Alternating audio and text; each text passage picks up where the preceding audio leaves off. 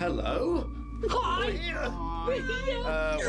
Welcome to Bloodpunk, everyone. This is the very first fucking episode. I will be your DM for this whole adventure, however long this may be, until you all probably die in some way or another. You cannot die in D&D. Simple as. Not sure about this one, mate. But, Prove it. I named one character of yours that's ever died.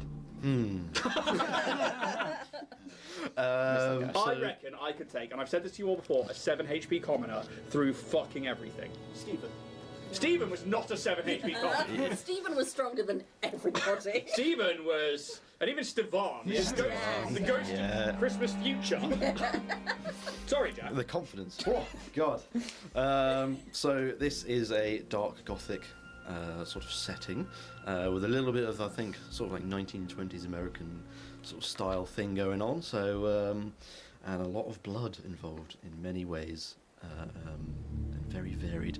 But we have one sponsor for the stream. So Ian, please. Yes, this show once more is sponsored by Warrior Prints 3D, your one-stop shop for all your 3D printing needs. Maybe it's miniatures, terrain, or cosplay items, as Modius. Please go check out Warrior Prints Etsy or their Instagram, where they've just got a ton of stuff that they do. They've been sponsoring the Starfinder show. They've stepped up and sponsored this show for the minis as well, which is completely awesome. So big thanks and big love to Richard, who we totally had on the banners to begin with, and didn't have to redo them this afternoon.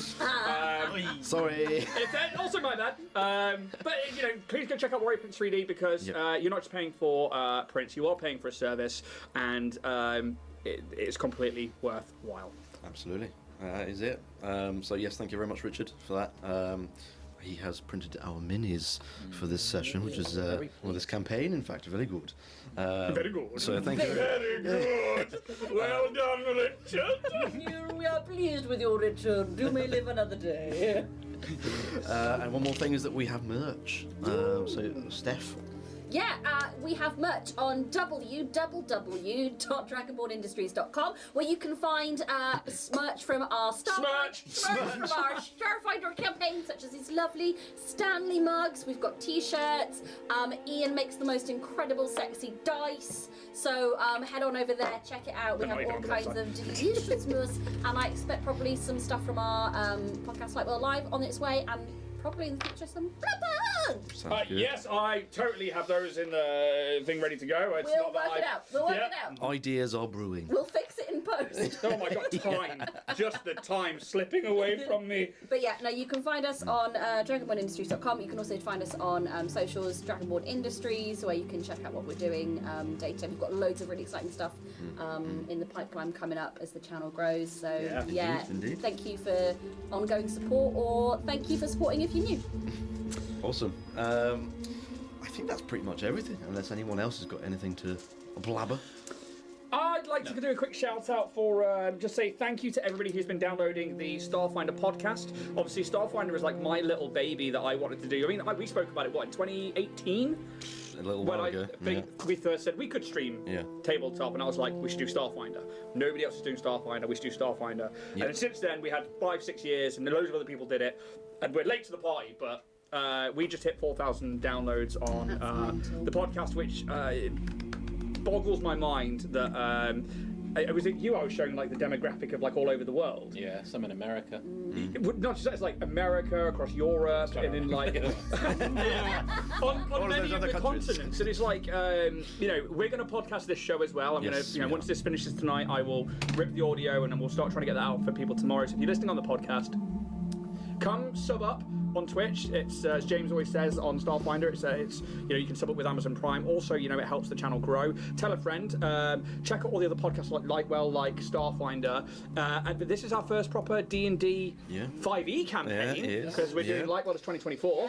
We're working in reverse. We are working in reverse, and I. Have many more plans for other campaigns and stuff like that I want to chat to you all about separately. But big shout out to all of those who've been downloading Starfinder. Thank you so much. It means the world to me. I think it means the world to these guys. It blows my mind. Yes. Thank you. Awesome. Well, in that case, I think we should delve in to the world of Tolia. No. Can we quit?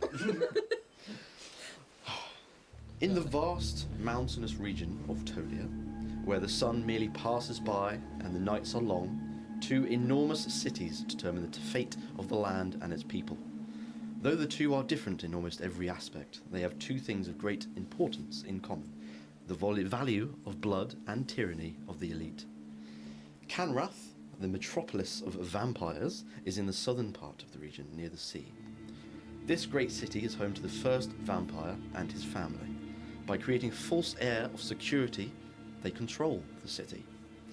They seem to embrace the moral population, welcoming them with open arms, offering wealth and protection, masquerading as merciful rulers. In reality, one thing and one thing alone is on their minds as they spout lies left and right. They want to taste the blood of mortals. People that live in this city do work hard to take care of themselves and their families. They live in fear of what lies beyond the city, of the despicable acts of the sorcerers, and of disappointing their vampire caretakers. If they ever forget that they must cower at the thought or mention of any of the above, their masters are quick to remind them. Some people idolize the mortals who have managed to become famous or successful in the city, holding on hope that they themselves could follow in their footsteps. Some people keep their head down, only focusing on keeping a roof over their heads and food in their bellies. An extremely brave or perhaps ignorant few have had the misguided notion that they could bring down vampire rule. Such people mostly go to prison and are promptly executed. The police force of Kanrath works tirelessly to subdue rebellious mortals and arrest criminals. They sometimes make mistakes and target innocent people, and they sometimes target the innocent on purpose under the guise of a mistake. However, the vampire rule doesn't care. You've got to break some eggs to make an omelette after all. There's been a surge in the rebel attacks inside the city over the last couple of nights. Investigation is ongoing, and the police have made a series of arrests in order to find the culprits. They believe that there is an anti-vampire agenda behind these attacks. Many mortals have been dragged out of their homes and apprehended over the last few nights simply on the basis of vague accusations. As would be expected, most people are in a state of fear and panic, wondering if they might be who the police come for next. It is now morning time, sort of late morning. The sun, whilst in the sky... I'm trashing the place. And sun has just done lots of shit. What the fuck was that? Oh, that fucking It doesn't matter, it's all good. The sun, whilst in the sky, is mostly covered by cloud. So any vampires would know that it's actually okay to go out right now. It's fine. Some days the sun is properly out and they won't go out into the streets. But today is a bit different. So I'm going to start with someone, and I want those people to explain where they are and what they're currently doing in this moment. James, if you would like to describe your character and also explain what you might be doing at this time of day, and where you are. My character is a bipedal sort of rabbit, mostly with sort of unwearing of boots, sort of a reddish burgundy trousers with a sort of undershirt with a cape around it made of a certain animal's fur. He's just going about his day in a pharmacy, mixing up the potions, going between the 2 sort of medicines, mixing the elixirs, watching the colours, and seeing the reactions. Alright, awesome. In what moment do you think that your character would be the most vulnerable? Probably at home, looking after his family. End of the day, all his work worthwhile as he settles down for the evening. Okay. And would you lock your door? Yes. Okay. So at your most vulnerable, you hear 2 rappings of knocks on the door. Open up. What time do they call this? Come on. 1 second. As I just hop to my feet and just kind of patter Scratch the stick. door. Roy system. Oh, he said a bunny thing. Rabbit. It's just as you are about to reach the door to open it, the door is immediately kicked in. And you immediately see before you 2 police officers. And they are looking aggressive. Can you make a perception check for me, please? Perception, that's a 10. It's a 10. Okay. You don't notice anything particularly untoward, but they immediately start accusing you. And they will accuse you. We have reason to believe that you have not been paying your blood tax. I've been paying So it. upon that, you will be arrested. What's this all about? They will immediately start to turn you around and start putting some cuffs around you. I will try to resist. Okay, you can make a dexterity check to try and avoid. 8. Unfortunately, you are not able to. The other police officer sort of holds you in place as the other one starts to get these cuffs around your wrists.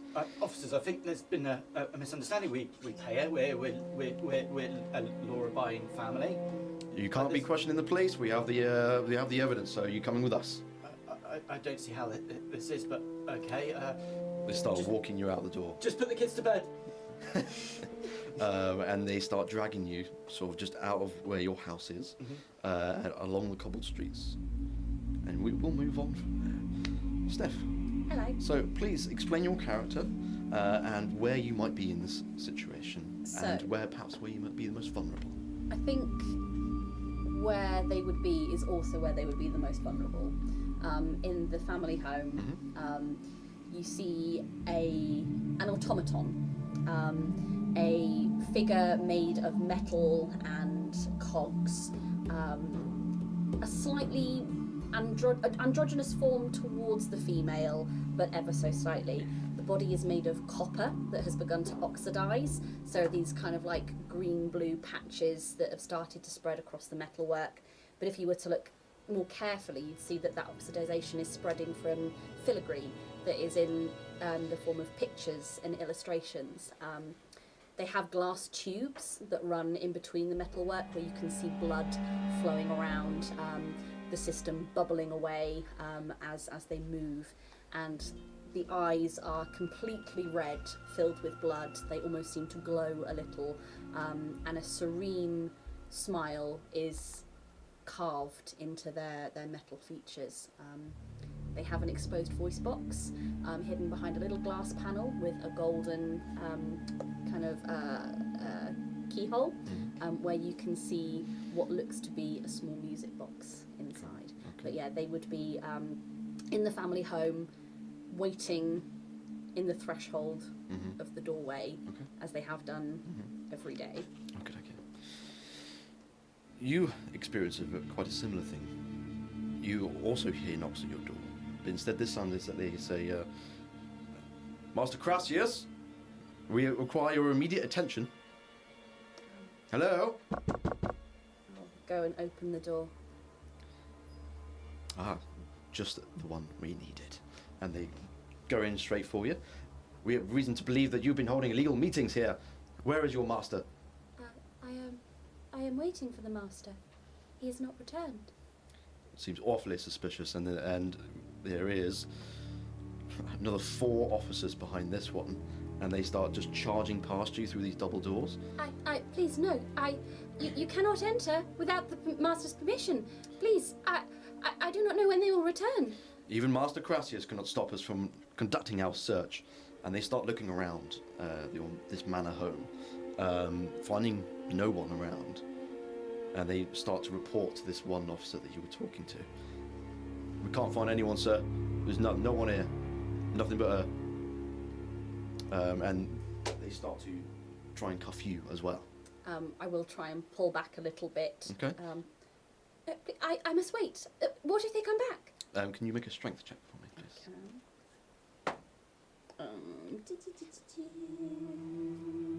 We're doing it on a paper now. 10. 10. I think you just about sort of maybe get like an arm away as you're trying to sort of back away. But these other 4 officers that are in the same sort of room, they're just kind of surrounding you now, and they start grabbing you limb by limb. Because sometimes with these automatons, you don't really know the strength of them.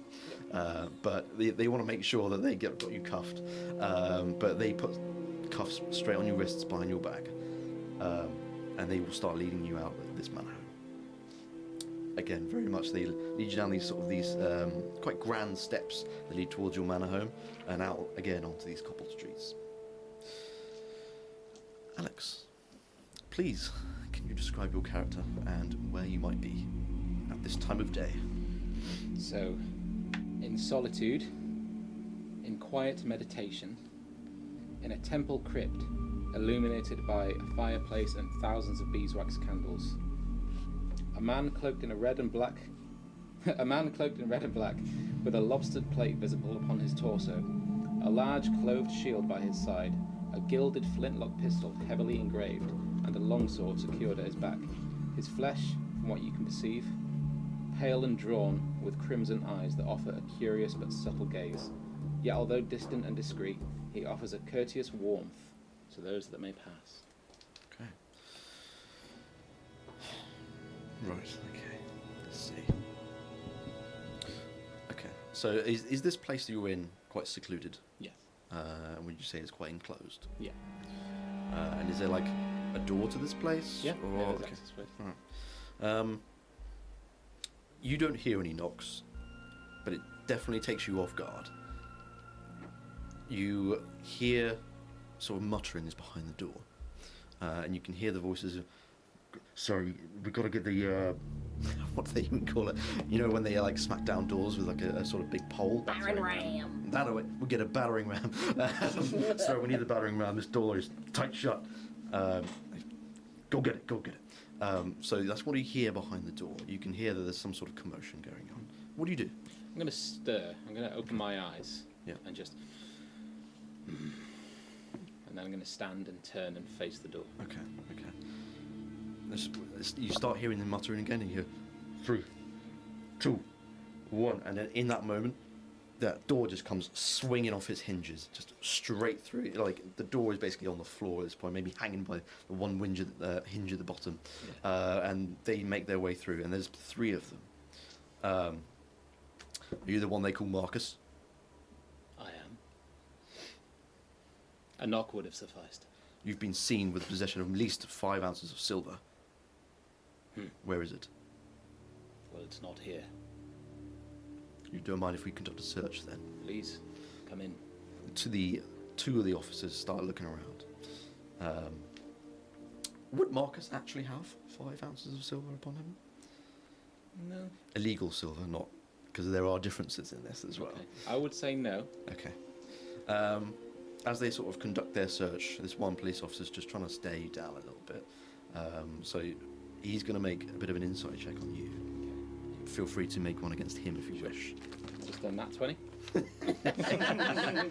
No, I didn't get it.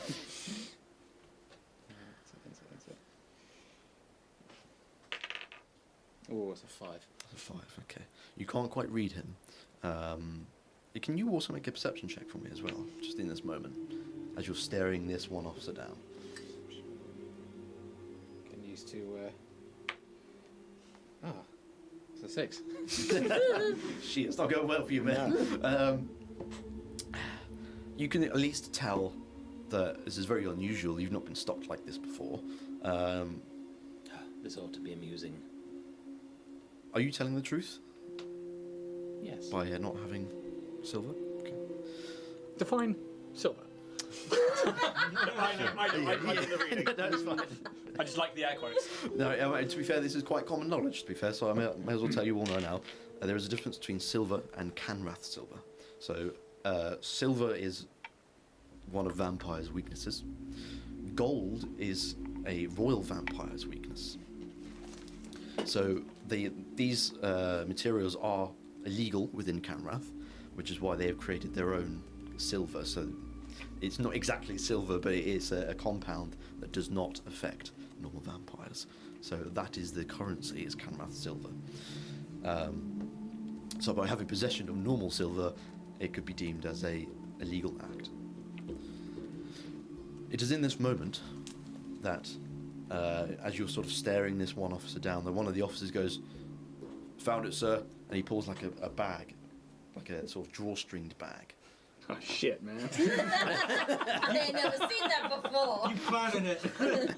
And he undoes the drawstring, and he shows it quite clearly for you and as well as his commanding officer. There is absolutely silver in here. Okay. In this moment, you're being completely done over, like Okay. you're being set up. I'll just whisper to myself, compliance, and I will. Upon the evidence that we have gathered here today, we have to arrest you, Marcus, and they will do the same to these others. That they will now start to try and clasp these handcuffs around you. I go willingly. Okay, all right. So they clasp these handcuffs around you, and they walk you out of your domain. We move on. Ian. Can I just confirm? Are Yes. we in Kanrath, or are we in the other city? We're in Kanrath. In Kanrath, okay. So this 6 foot, 6.5 foot tall human, very lithe, very skinny, but they have these like slightly extended arms and legs that give them the height and the reach of somebody ghoulish almost.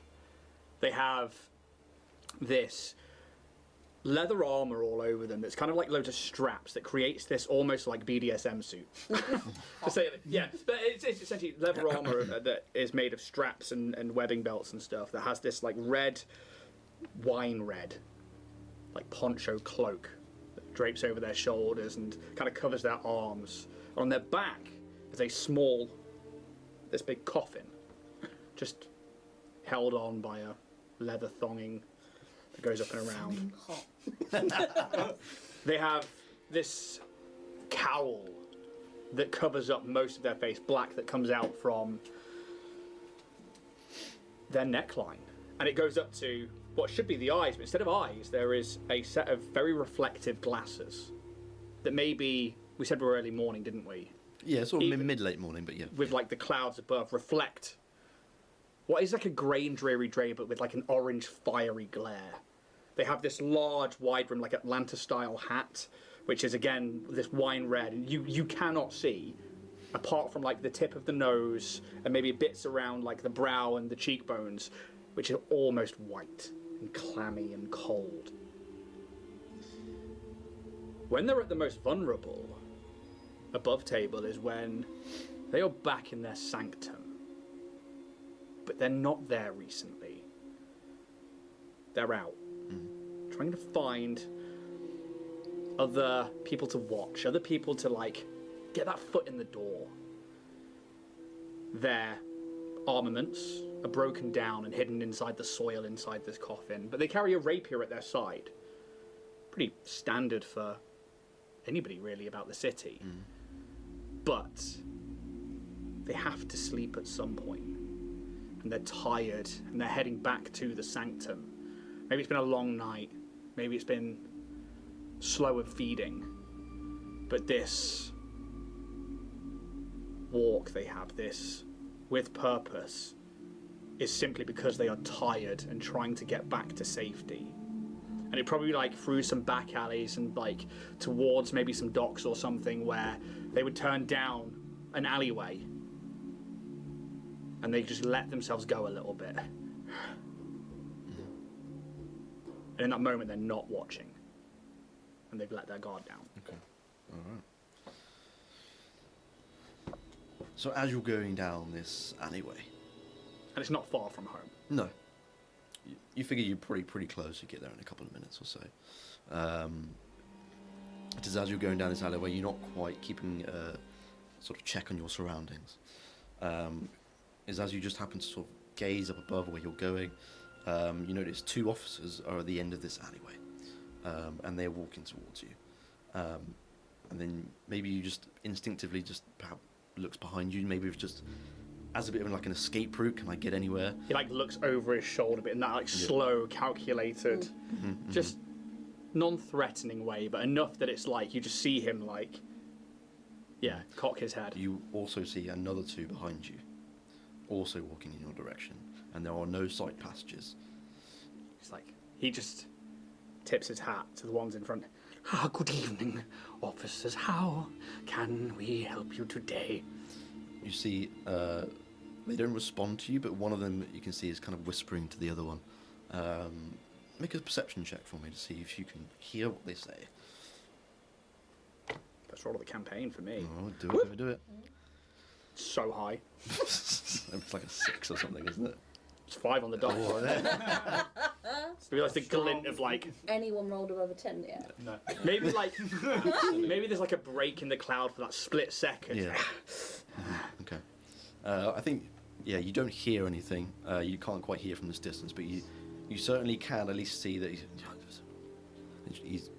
you can see that he's kind of looking at you and perhaps trying to describe a little bit how you look. Sort of like, you're just trying to point towards the different points of the Please, officer, we could converse like grown men, surely. and they both, from both directions, start speeding up, jogging, almost sprinting. And it doesn't take long for them to get up close to you. And one of them tries to pin you against the wall with their forearm. Your face kind of pressed against this wall. Your description has been given. Your attempt on a vampire life cannot be forgiven. Ah, well, you've caught me. I come and he's like, you've caught me. I come, and he puts his like hands behind his back, willingly. Good that you know what's right for you. And Oh, I do. I think even for you, they probably like put 2 cuffs on you. This guy creepy. He's like, He's got an erection. boss, we've got to make sure this one doesn't go. Oh, he has. Get the paddy wagon. Good. Good Yeah. to see the crown is keeping its officers well trained. I think it's in this moment as you sort of turn around, they're so close, trying to make sure you're not moving and go running anywhere. But he's relaxed. You see 2 puncture marks on all of their necks. You would know that they're not necessarily vampires, but they have certainly probably been charmed in some way. But they start commanding you to walk forward and go along these streets out into the main thoroughfare. It is now all in this one moment that you were all on the same caged wagon, pulled by this very rough-looking blood engine car, almost. What noise does it make? I'm not doing the voice of blood. You're gonna stall it. That was funny. We've got to get this fixed. Oh, this one's a knee man. And we've got a positive. What's yours take, or a neck? Oh, I filled it with arm. Can we have natural stations? Oh my god, I might put it in now. Blood pumps. They've got to have it somewhere. It's just humans, isn't it? Blood pumps. Just innocent humans. I think you're probably the last one on this cage. So as you are sort of pushed up onto this wagon, you can see that these other 3 people are on this wagon. There are a couple of other people also on this wagon that you've never seen. Well, you've never seen anyone on this before, but there is a couple people other than you guys on here. This cage door is locked behind you, and there are 2 of these police officers driving this sort of car. It's not like an enclosed car, but it's like this open-topped sort of machine, and it starts making its way down the street. And this goes for probably the next 30-40 minutes. It is a little grueling at times. You can see that some of the citizens see this cage of prisoners going down the streets, and they're throwing food at you, and you go, scum, bloody scum, and like they're just, you can see the hatred in their eyes, but they're not necessarily just vampires. There's people of all types here. Maybe because they're so overtaken with their minds from the vampires that they're just so indoctrinated to this whole procedure. And as eventually you come to this big set of gates leading on this huge, very tall wall, maybe about 30 foot high, thick stone, and these gates are opened.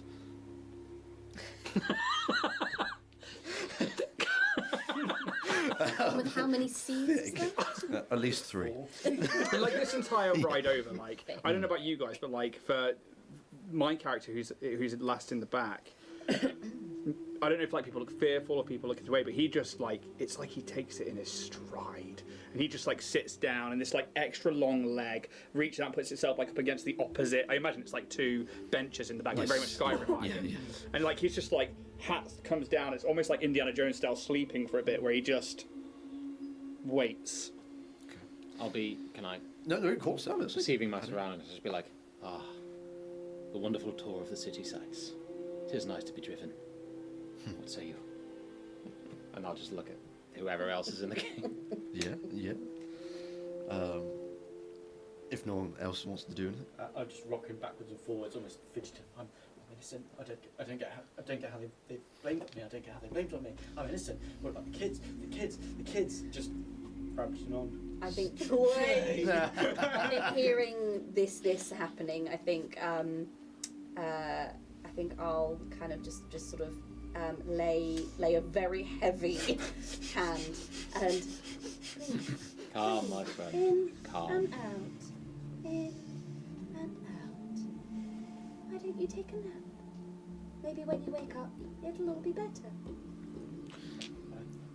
I'm too on edge to sleep. I don't know how they've got me to this. I don't know how I'm It's here. okay. Just in and out, in and out. it's at this moment that a police officer that's not driving but is as a passenger turns around and has a baton, and he smacks the cage. Oh, shut up back there! Keep quiet. They're very rude. Someone didn't learn their manners. Don't provoke the mortals. Wise. Only thing he says. But he's like you can't see his face, Yeah, but yeah. like there's like something about that. Like he just has like reverence in it. He like there's something that he finds amusing there. It's at this moment that as you can see that you are approaching these gates. They haven't quite opened yet, but one of the guards on the watchtower see the cage coming along. New batch, open up! And you can see that someone's like operating a winch, and these gates start to slowly creak open, and your cage wagon is let through. You are then taken off of this cage, the door swinging open, and they are roughly just manhandling you. They just yanking you off this wagon. They are now taking your possessions. They're taking your wide hat off and maybe trying to pull down on your like face mask. Yeah. I mean, you would if that happens. I mean, he's irked by that, but he doesn't show it, Okay. and he's just relaxing into it. He's like, "Please, if you wouldn't mind." And they like take his hat, and you see this like long black hair that's like tied in like a loose ponytail that's probably pulled out of the cowl. It's like it comes down, and you just see like a chiseled, gaunt, pointed face, and it is pure white, and it's like the cheekbones are dark underneath, and yeah, it's only matched by this strong front of the jaw, and like there's probably a moment where like I don't know if they kick him or if they do something, he's like, ah! And you just see these fangs, and they are, if it wasn't for the fact that he's human, they would be needle-like. So all your possessions are taken away. Any weapons you've got, gone. Anything that could be used to escape, wound, or fight with, anything of that sort is taken from you. They're not destroyed or anything, but they are taken somewhere. You can see them. Is my coffin taken? Yes, they will absolutely take it. Because you could keep that. you could be holding anything inside there. No, you know? just dirt. Just This is innocent dirt. It's a pipe bomb. This is my escape kit. It's my bag of holding, all right? Get out of jail free card. You've got one In the ass. These things are all taken to like a guard's room just to the side somewhere. You can see that a couple of these watchtowers have these angst spotlights So angst is a crystal-like thing that's mined for in the mountains, and when used with blood, can create many inventions, and that's exactly what has been used here. It's basically Todia's form of electricity.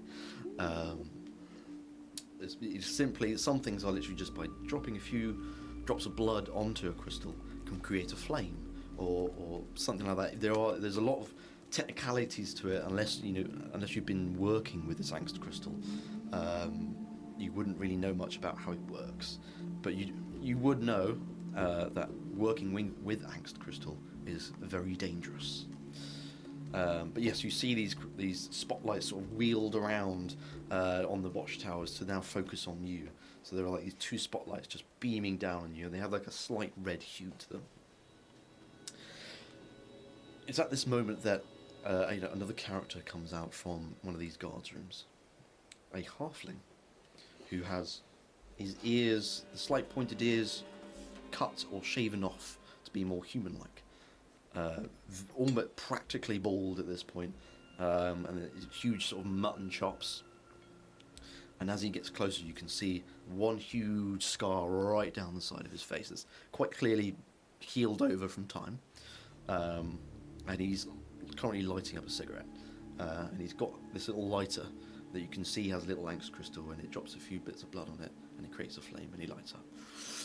And he starts strolling up towards you, and eyes you all up, just sort of one by one. Perhaps maybe he's like right in front of you, just to make sure that the checks have been done by his fellow guardsmen. You would imagine by the look of this man that he is the warden of this place. He has a pistol on him, a bloodwork pistol, that he is holding on into his holster, just to one side. He hasn't pulled it out, but he's definitely making sure that you know that he's armed, and he's not afraid to use it. He takes one sort of like last drag from this cigarette, and he just kind of flicks it out of the ground. And he says, "Disobedience, misdemeanor, and devilment shall all be punished. I am the law, I am the executioner within these walls. Act like an animal, and you will be treated like one. Understood?" He doesn't necessarily expect a response, but just like a nod or something. Can I, just under my breath, I just want to utter, like, handcuffed behind my back, and I just look at you and just be like, "It's been a while since I caught the scent of cabbage." I can't smell. Marvellous. I think luckily for you, no one hears that you're talking. Maybe he's just taking his gaze off you, but as he notices that everyone sort of is agreed with the situation and people understand his words, dismissed, and he walks away. And it's at this moment that they start to remove your cuffs now that you are well within this courtyard. And you can see another person that's been held prisoner and arrested is very much shaken. I'm not meant to be here. And you can see he's just trying to look for any way out of this situation possible, and he just starts banking it towards the front gate. The first one is off. And this courtyard is like thick mud. There are thick mud, maybe 4 C's this time. 4 C's, right, that down. And I think as this guy bolts, like, his hands freed, he is just like slowly just like regaining like this thing, and he just turns to watch them and just see what happens. And it's like, although the cowl still becomes part of his clothing, there, obviously the hat and the glasses are now missing. And again, like yourself, he has these like crimson red eyes, and he's just like, the first one, please. And he just watches with like this eager anticipation, like there's an enjoyment about to happen. I think in this moment when this guy just starts to absolutely bank it towards the front gates in any way and in desperation to get out, you hear far off sort of voices saying, "Oh, we've got a runner!" And you can see behind you in this massive building that you come to is like a small fortress. There are these small barred windows, and there are quite a lot of these prisoners like face up to it, and a lot of them are just sort of like laughing maniacally. And you figure that some of these people in there are saying, "We've got a runner," all that kind of thing. They're really excited about what's going on. And it's in this moment the warden turns around, just straight up shoots this runner without even looking, and this bullet pierces his neck, and he falls over and stumbles over. He's not dead. You can see he's and right up the edge of the gate, and some of the guards go in to try and sort of take him, and the warden says, "Forget about him. He'll be dead in an hour." And this guy is just lying, like, sort of sat up against the wall in this mud, just bleeding profusely from his neck, just trying to hold everything in, trying to breathe. I just kind of look around and like, I guess the check always comes at the end. He tried to run, but I don't think there's any way out. No, I think we should be good little prisoners for now. I agree. Could I start making my way over to this prisoner? I'm not running, I'm just calmly walking. But his eyes don't leave his dying body. I mean, by all means you can. What is your intention? Because I would say the distance that he managed to get, 40 feet. He's wanting to witness the end, if not bring it quicker. Okay. There's free food at the table. Okay. All right. I mean, there's no way they could miss this, but yeah, you are stopped in your tracks. And he doesn't try and force it. I just thought maybe there was free food going. I apologise profusely. You'll get food when we give it to you, prisoner. Gladly. And the two officers sort of take you arm by arm and start walking you towards this small fortress. And there is still this like enjoyment on him, and like, yeah, you can see him like as he passes you three being marched in. There is like a curious like slight head turn towards you all. To the rooms, I guess. You are now taken through these winding corridors in this, what, if you would know anything about Kanrath's vast, even the word architecture, I suppose, this is the inpatient rehabilitation facility. Inpatient rehabilitation facility. Yes. Inpatient rehabilitation. The IRF. Is essentially a prison. If you hadn't already The known. inpatient rehabilitation facility. You ever like walk into a hospital and you're just like, fuck it, who built this? My friend, and it is going to be very similar here. So your batch, and there are other people with you, you all sort of split into groups, and you four just happen to be in the group that you're put together in. And like I said before, you're going through these winding corridors, and there's still some of these manic prisoners just trying to get at you, want a bit of the action or something, and they're just shouting, and some of the guards just whack the bars to try and get them to fuck off, basically. Eventually you're taken up a set of stairs, you're going on maybe on the second level, and you are put into a cell, and there are 2 bunks and a bucket, one tiny small window that only one person could look through at any one time. You say all of us are in All this one 4 room. of you are in this one cell.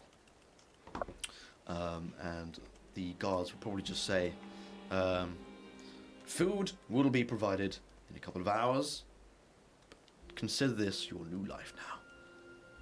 And they just absolutely slam this sort of iron door shut, and they lock it up.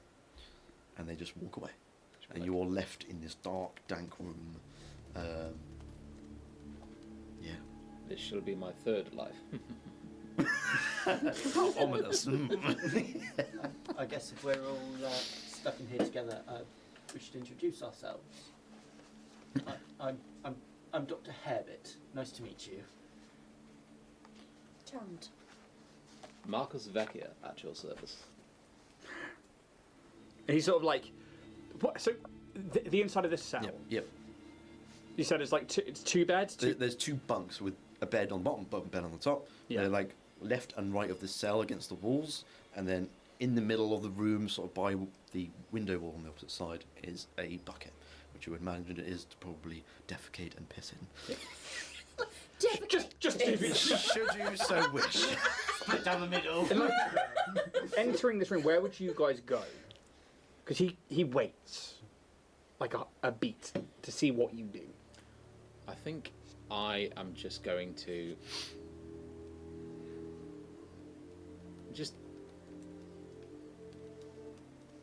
don't know. trying to think what I do with the space. I would stand by the door, just very still, almost like a suit of armour, just stood right by the door. I think I just stand in the back by the wall, Okay. and just head down. Just sort of Closed thinking about eyes. what the fuck is going on. Yeah. Yeah, okay. Anyone else? Just pacing up and back and forwards between the door and the wall, the door and the wall, the beds. I think then if that's where everybody is, he just owns the room and basically goes across to the bunk beds are and just like slides himself into one of the bottom ones, like he's sliding into a coffin, just relaxed. And like he's too long for the bed. He has to like bring his knees up ever so slightly, and his back is like hunched against where the head would be if there's a pillow. I am fear. You can notice on these bunk beds there is a vague resemblance of bedding. There is a pillow per bed, and it is just thin. There's not much padding to it. The cover itself is just like there's some holes in it. It's very tattered, and you just have like this thin blanket as your only means of warmth at night. Obviously, you still have some of your clothes, but that is all that's available to you. Do they still have cloak, or has that been taken? I'll allow you to have your cloak. I think they definitely would have checked underneath to make sure. Look at these. A machine gun. Yeah, and he just like tucks it in and just kind of like, yeah, you're pacing and people are like, give names and he just waits and then says he is fear and now we wait to see who the main players in this game are. I'm not fond of this game. I would like to leave. Oh, I don't think any of us are going anywhere anytime soon. I second that. I'd like to leave. I'm innocent. I shouldn't be here. Then please, try and run. I think if we try and run, we'll go to the window. Just go and get it. Make a perception check. Oh, fuck. Come on, man. 9. Okay. Yeah, maybe you don't lean over quite enough, but you just kind of look out. You can see a little bit of the courtyard and these watchtowers, but that's all you see. Yeah, I was more looking for like the body and be just kind of almost like hold myself up and end up like him. I think that's. Oh, but dear, living, breathing, mortal, you are all going to end up like him. We all will at some day. Why not enjoy it now? Why not run now? And like, he is goading you at this point. I'm gonna like open my eyes, just like glancing at you, like what's he on about? Like what's he up to? And like he would recognise that. He's like, well, we're going to be here for a while. May as well have some fun, right? And then I'll just sort of like, and then close my eyes again. Mr. Fear, you behave as if you know this game of which you speak. Have you played before? And there's a pause with this like retortive, like kind of like slight sigh out. And the game is always afoot, yes. Always playing the game. Shakespeare. Yes. I don't use spears, but you could shake a spear at any officer of the law here in Kanrath. But who pulls the strings? Yes, the vampire overlords. Nobody here acts out of justice, out of what is right. I bet half the people in here are in here unjustly. But where are the first steps to those people? They are here. Yes. Yes, they are here. And he just like leans into himself and he's just muttering that same last bit again and again. And I was like, they are here. They are here. man is very strange. I'm scared. You can be scared. That's fine. I'll just like openly say, yes, keep your distance. Thank you for that. Yeah, I lost a bit of composure. Oh, it's quite all right. Emotions are normal for your kind. They are. But thank you. I forgot myself. It is no thing. I just kind of go to one of the beds and again, I just kind of use my cape and put it over and lie on it, and just kind of almost using it to sort of almost self-soothe. Like, oh, yeah. More like stroking it, like. I will soothe on you later. No. I'll be home. I'm innocent. I'll be home soon. While the breakdown's going on, can I do I'd like to kind of do a sweep of the room to find any sort of weaknesses in the in the room, like structure itself, or any like, I don't know, tunnels hidden under posters. You can roll me an investigation check. Okay. It's above a 10. Woo! Getting up there. 16. Okay, that's pretty good.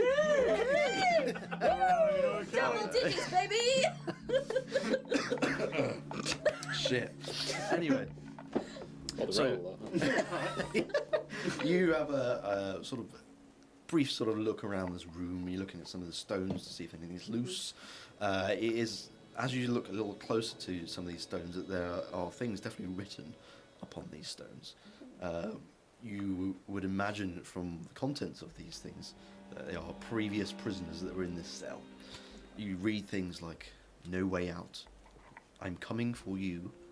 Great bands. For a good time. You even read one that says, Linda. the vampire rain shall fall. And then in another part of the room you see there are just tallies of, you would want to imagine, is days. And maybe at first you look at one of the bricks and it's like the whole brick's taken up with one tally. And then next tally. And then as you get a little further along to the wall, the tallies are getting smaller because they realise they're not coming out of here anytime soon. So they're using smaller and smaller space to try and put more numbers in. Like when you do like a birthday competition, when you do like the man on the side, you shit yourself. Made the beat too big. Confident with the stuff. Confident with that happy, weren't you?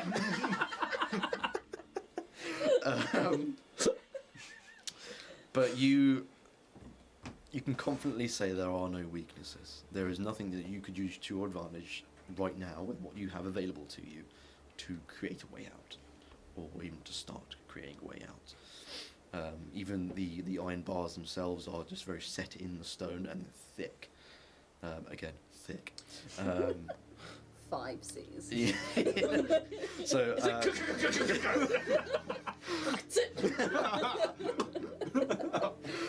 You don't find anything. It's perhaps maybe you start when you look at the bars to your cell, that you notice there is another cell on the other side of the corridor. I think, and just briefly, even with that check, you can see there is a prisoner in that other cell, and they are on their own. And you can see these quite luminous green eyes. And as you just try to peek in a little more, you notice that they have scales. They're quite dark-toned but colourful scales. You'd imagine this is probably a dragonborn. I should want to check myself. He notices you look at him. I'll wave. He will not wave back, but he'll certainly get up from his bunk and he'll make his way towards the bars and he'll put his elbows on. New arrivals then, I suppose. Apparently so. What are you in here for then? I'm not sure. A meeting, apparently. That I don't know anybody. What are you in for? Apparently fraternising with the rebels. Much like many other people in here, I think. Indeed. I was just blowing some glass at my little warehouse, but yeah, they just took me right there and then. But we're here now. Indeed. It's been 2 weeks for me. 2 weeks. It's an awfully long time. Are you alone in there? I am. And you can see he's telling the truth as you were sort of talking to this person. The bunks are empty, it's just him. Were you brought in alone? I came with one other. Just a female human. We didn't really talk much. But they were taken away about 2 or 3 days in. I think we were both scared, honestly. I didn't really get to catch their name. And now I kind of regret that. What is yours? Hopkins. Hopkins. Mine is Marionette. Nice to meet you. Even in these dark settings. Indeed. What colour Dragonborn did you say they were? Very dark grey. Cool. And these like amber eyes, yeah? Green, very luminous Sorry? green. I was listening. 10 points from Gryffindor. No. Slytherin. He just sort of he pipes up again. He sort of has a little check around. I did hear a rumour though. I don't know if you want to know. So that warden guy, his name's Bald Masood. Say it again, dear. Bald Masood. So literally bald, and then Mesud. Masood. It's quite melodic. Bald Masood. He says. Bald Masood. Bald Masood. Bald Masood. I overheard a few of the guards talking about him. They say that he remembers his own birth and that's why he's bald. There's too much stress on him, apparently. But don't say that too loudly, they might beat you up a bit too much. Yeah, best not let that go anywhere further. But I thought it was just a little bit of funny. It got a little bit of jovial humour to these. I believe they call that the gallows humour. Yes, quite apt. Can I sort of like perk up and just ask, what other occurrences have happened over your tenure? Well, I can't say anything extravagant has happened, but any of you familiar with what goes on in here Would we be? at all? Well, do you think your characters would have maybe been locked up at one point, or at all related to this building? Jumping in first. If yeah. Fear has been watching for different ways in for so long. Maybe he didn't think this was the way it would go, but they are always one step ahead. Maybe this is something that he has looked into maybe before. You can make me like a history check. History. Yes. 24. 24. Jesus Christ. I know everything about this place. I can see the trap. I can see the end of the campaign. Yes. Yes. Ian wins. And that is what it's about.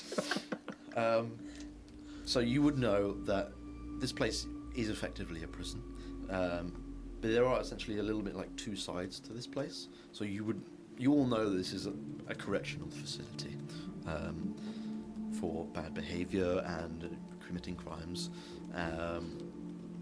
but it is a little bit of a mixture of psychiatric hospital kind of thing. Less of the hospital and more put the loonies over in here in this place. You can say loony bin, it's fine. I said loonies. No, you didn't say bin. No, I didn't say bin. You're right. It is purposefully a place where they can just try and forget about these people that have made crimes, done crimes. Very, very rarely are people let go. Kind of like a place to disappear people. Yeah.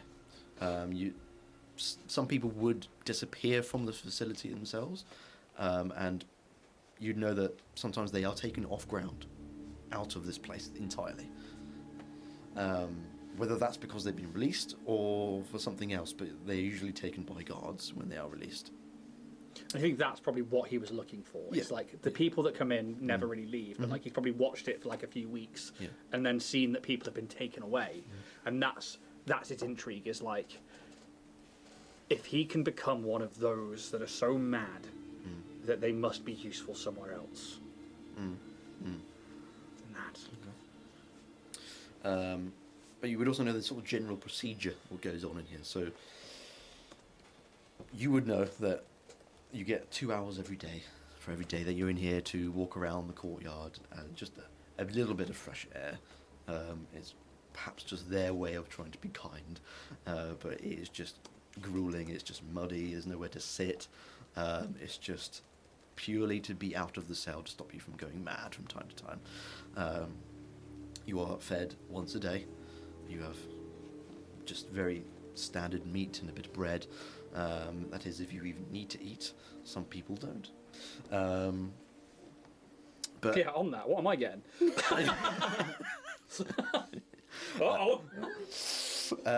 But you would know that also every day at midnight, they will come around and beat you.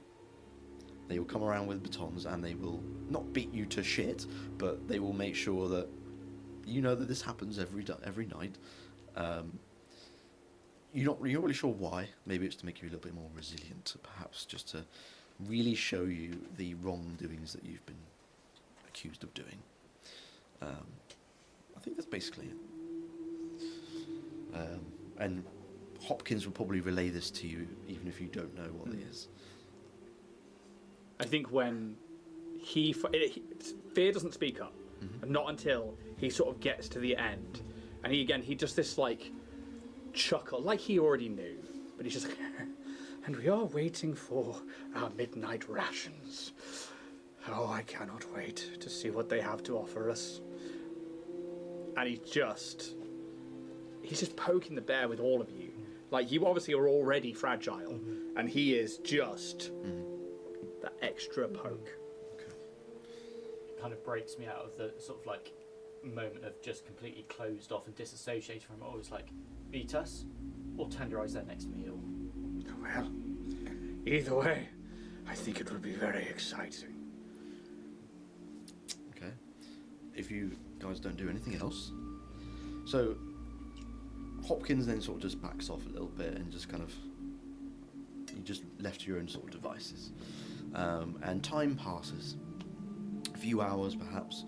And then you are all taken out to the courtyard so you can have a little walk around and just be outside for an hour or two. Could I use my time in the courtyard, please, to make a perception check? Or an investigation check? Because I now want to look at the structure from the inside. Sure. I want to see, like, how this place is built. Make me a perception check. It's good. It's a 7. Investigation or perception? Perception, if you were just looking from... I do want to, like, analyse the building, but I'm looking for, like... You have to kind of get up close to Okay, cool. So perception, then, is only a 18. 18. That's still pretty good. I'd say you don't find any perceivable weaknesses. Yeah. Not quite what he's after, but... No, you can see this is a formidable fortress of sorts. Yeah. The wall is fucking thick. And there are no ladders going up. The only stairways that you know to get over this wall are within the watchtowers, and they are manned. How many watchtowers? If you're allowed to go all the way around, you'd probably count 8. Amount of guards per tower? I mean, I'll tell you, sort of as a general sort of count, you see about 50. In each tower? No, sorry. Sorry. They're all just cellar. In each tower? Broke character. God, they must have some budget. Fuck you now! I may have miscalculated a few things. Made a huge mistake. I would be less... Just packed in like sardines. Fire drills. Horrific. Oh, just drop the voice, son. Just go back to this. Is that just in the courtyard? I think as you sort of like look around a little bit, just basically observing the place, you can see up on the wall and maybe a few that are on the ground. You can see about 50 in total. Okay, cool. So split between the 8 towers and kind of just keeping the prisoners checked. But they are heavily armed. You can see some of them have. I need to stop saying thick. Bulky armor. Dick armor. Oh, it's bulky. With canes. No, let's not. No.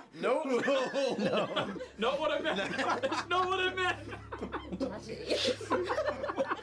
That's what at midnight he's getting naked and he's waiting for me. He's like, I will take my punishment now. He can take mine. Office. I'll take everyone. I mean, we'll wait till midnight before you see the fucking madness that ensues. But yeah. 50 guards. These are absolutely heavily armed, and you can see a few of these guards that are on the watchtowers are manning these mounted guns. Just like proper machine guns on the walls. You can see there are like these red tubes that are being fed into the side of it. You would imagine that's how it's being used and how it runs. This is a formidable place. Very much designed to keep everyone in and no one coming out. Yeah. Does anyone do anything else in this short time around the courtyard? Yes. So are there sort of guards on the ground with us as well? Yeah. Okay. Can I kind of make some kind of check to see if I can find one who seems maybe newer or maybe a little bit more yeah. A little bit of like maybe one who doesn't quite look as if they're as hardened or like. Okay. You could roll an investigation check to really sort of check these people out and. 11. Like 11. Okay. I think you could probably find one that looks a little bit more meek. Okay. Than the rest of them.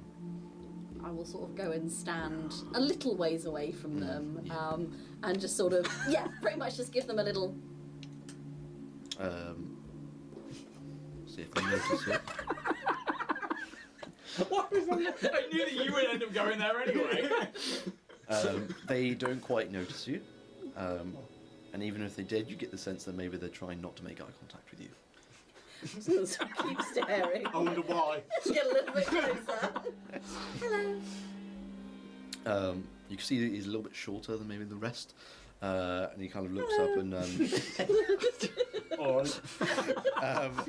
and he would kind of like give you a bit of a side eye. And he sort of keeps his hand quite close to maybe one of his, like a pistol to his side. What do you want? Oh, I just thought I'd say hello. Well, you said your hello. Hello. Do you actually want anything? I have some questions. May I ask them? I think he kind of looks over to maybe someone that's holding another, like, side of the wall, perhaps, to see if he's looking. Can't tell. He just kind of looks over and doesn't really take notice of it anyway. Depends on the question. Oh, well, I noticed that a lot of the others here are flesh. Correct. I am not. I can see that. So I have some differences that need to be met. I have directives that are not being met currently in this position, and it is causing some distress. Should I be looking for directives? Who would I speak to? What is it you're actually looking for? I'm just looking to see if this kid can be used. Okay. Don't. I'm made of metal. It's a whole new Wally directive. Direct me, Daddy. We're not in a position to give you directives, if that's what you're looking for. Oh. I am quite subservient. So, what do you want me to do? Which one? I need to take care of things, of mortals. Do you like your job? Well, it pays the bills, I suppose. Can you all just take care of yourself?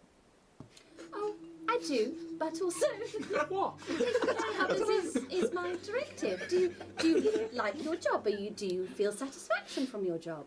What do you dream of? How can I help you achieve that dream? You can see he knows that you are actually trying to be genuine. Maybe you perhaps see a little bit of weakness in his eyes. Well, I don't really like it here, but you know, like I said, it pays the fucking bills, doesn't it? Oh dear. I don't need help as such, but I mean. Well, perhaps you could just tell me what would you like to be if you weren't doing this?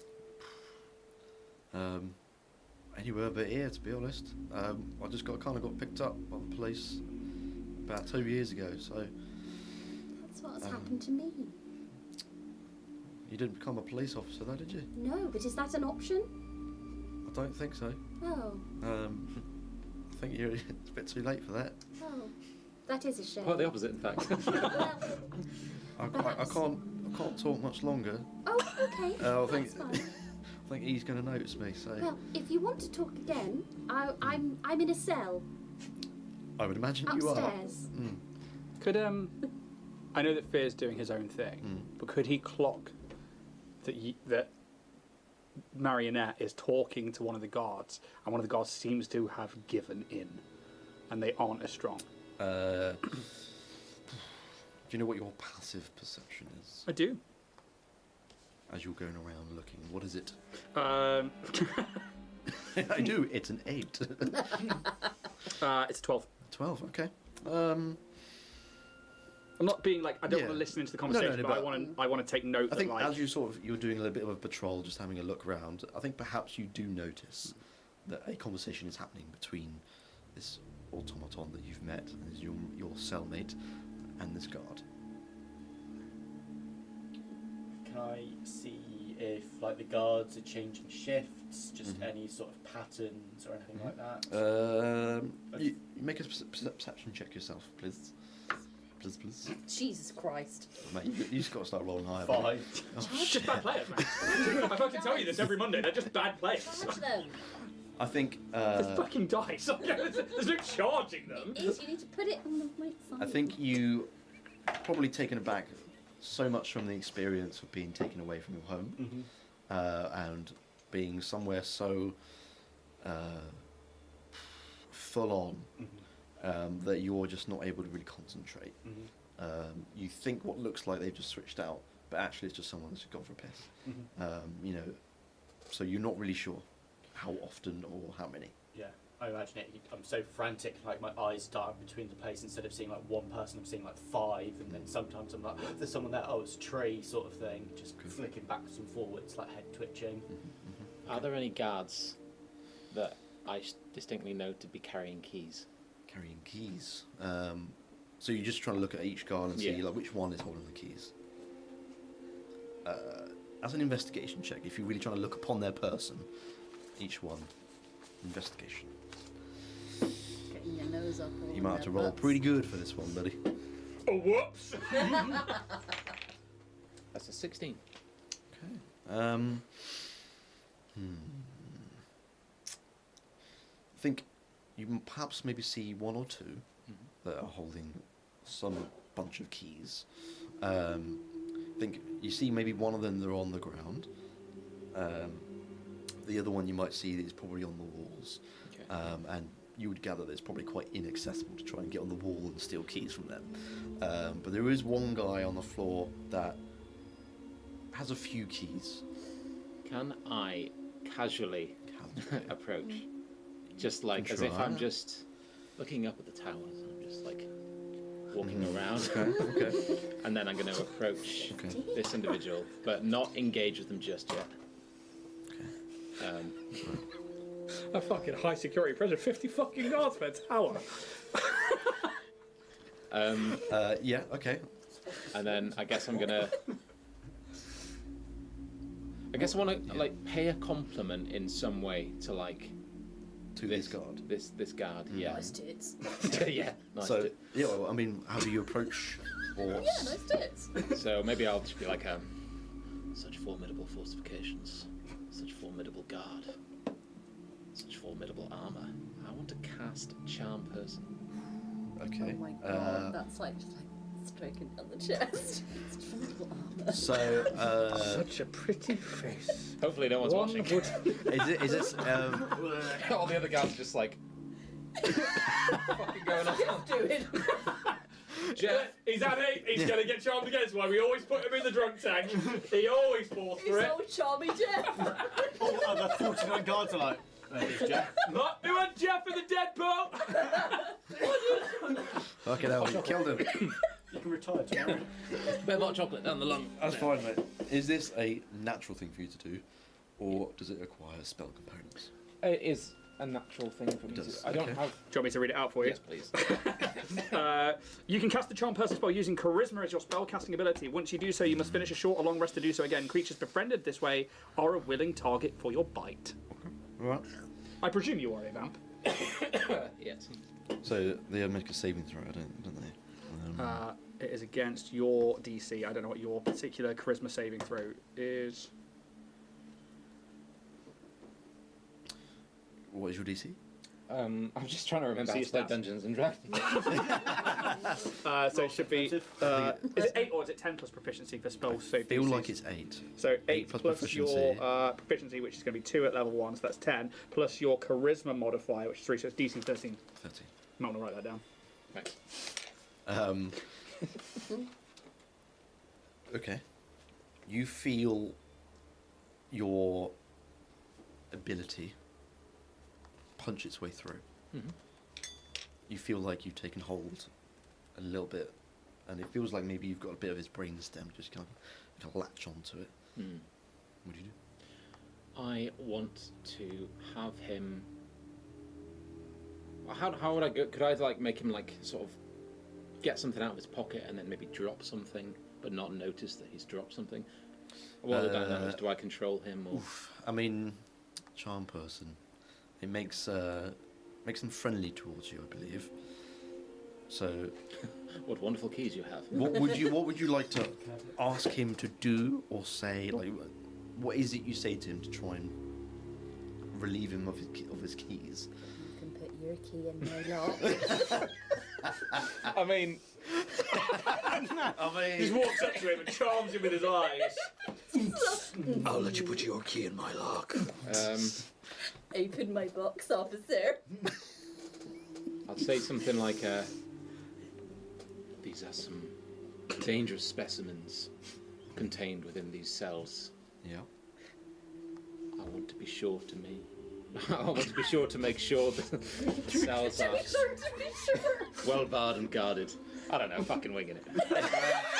I can tell. I want him to give me his keys. Yeah. I don't know how to do that. No. Okay, Give so me your keys. that sounds like you're trying Right. to convince him that you want to do your duty to kind Yeah. of keep people in yourself. Yeah. Okay. Landing services, but It's quite a difficult thing to ask. Yeah. Even if they are friendly, they still know that you are a prisoner, and they still know that they Oh, are a guard. how about as they're charmed? Yeah. Are they distracted? Wonderful set of eyes. Sort of, yeah. I mean, you have their attention. They've stopped walking and patrolling. Mm-hmm. Can I attempt to You want to. sleight of hand? Okay. Do you try and purposely sort of make him look somewhere or anything to try and get his sleight of hand? Yeah, I'm going to point to Fear, and as he's like Okay. charmed, just be like, be careful of that one. And then I'll Okay, just, like, all right. Well, make a sleight of hand check to see if you can just go What would that- relieve him. Should be on the list. Sleight of hand. Yeah, near the bottom. Maintenance. They should be in alpha. Oh no, it should be under dexterity then, because yours is different. Dexterity. You haven't got your 6, so just a +3. Come the fuck on. Let's do this. Come on. The fuck on, Margaret. There's a dice tray right here. Now one, baby. Is that Natural 20 for a 23. okay? Okay. I mean, it fucking works. And you sort of point off towards Fear as he's maybe looking at maybe the conversation that's going on between you and the guard. He's kind of like follows your fingers, like wherever you're pointing, and just underneath his kind of long coat, you just manage to slip a hand in and undo the latch, and just take this little ring of keys. There's about maybe 4. Okay. I want to immediately conceal them. Okay. Do you have any like pockets on you? Do you think that you could try and... Nature That's the name of the episode. Nature's pocket. Bloodpunk. Nature's pocket. Maybe like a sleeve within a sleeve. Okay, yeah, that's fine. Always double sleeve So, in it. okay. Double bag in love. Always safe. Safety first. I'd say you can definitely put it up your double sleeves. But it's like so it's not loose, so it's not like jingling. because keys are obviously very noisy when they're together. You got those big folded back cuffs. Yeah. That's fine. I think Red cotton. Loose sleeve. I'll let you do that. Then was Okay. You've put your keys in your loose sleeve. No, the keys aren't loose, is what I'm saying. Yeah, Not I loose know. sleeve. I know. Fuck the god. I'm just fueling the humour. Special reaction has got me.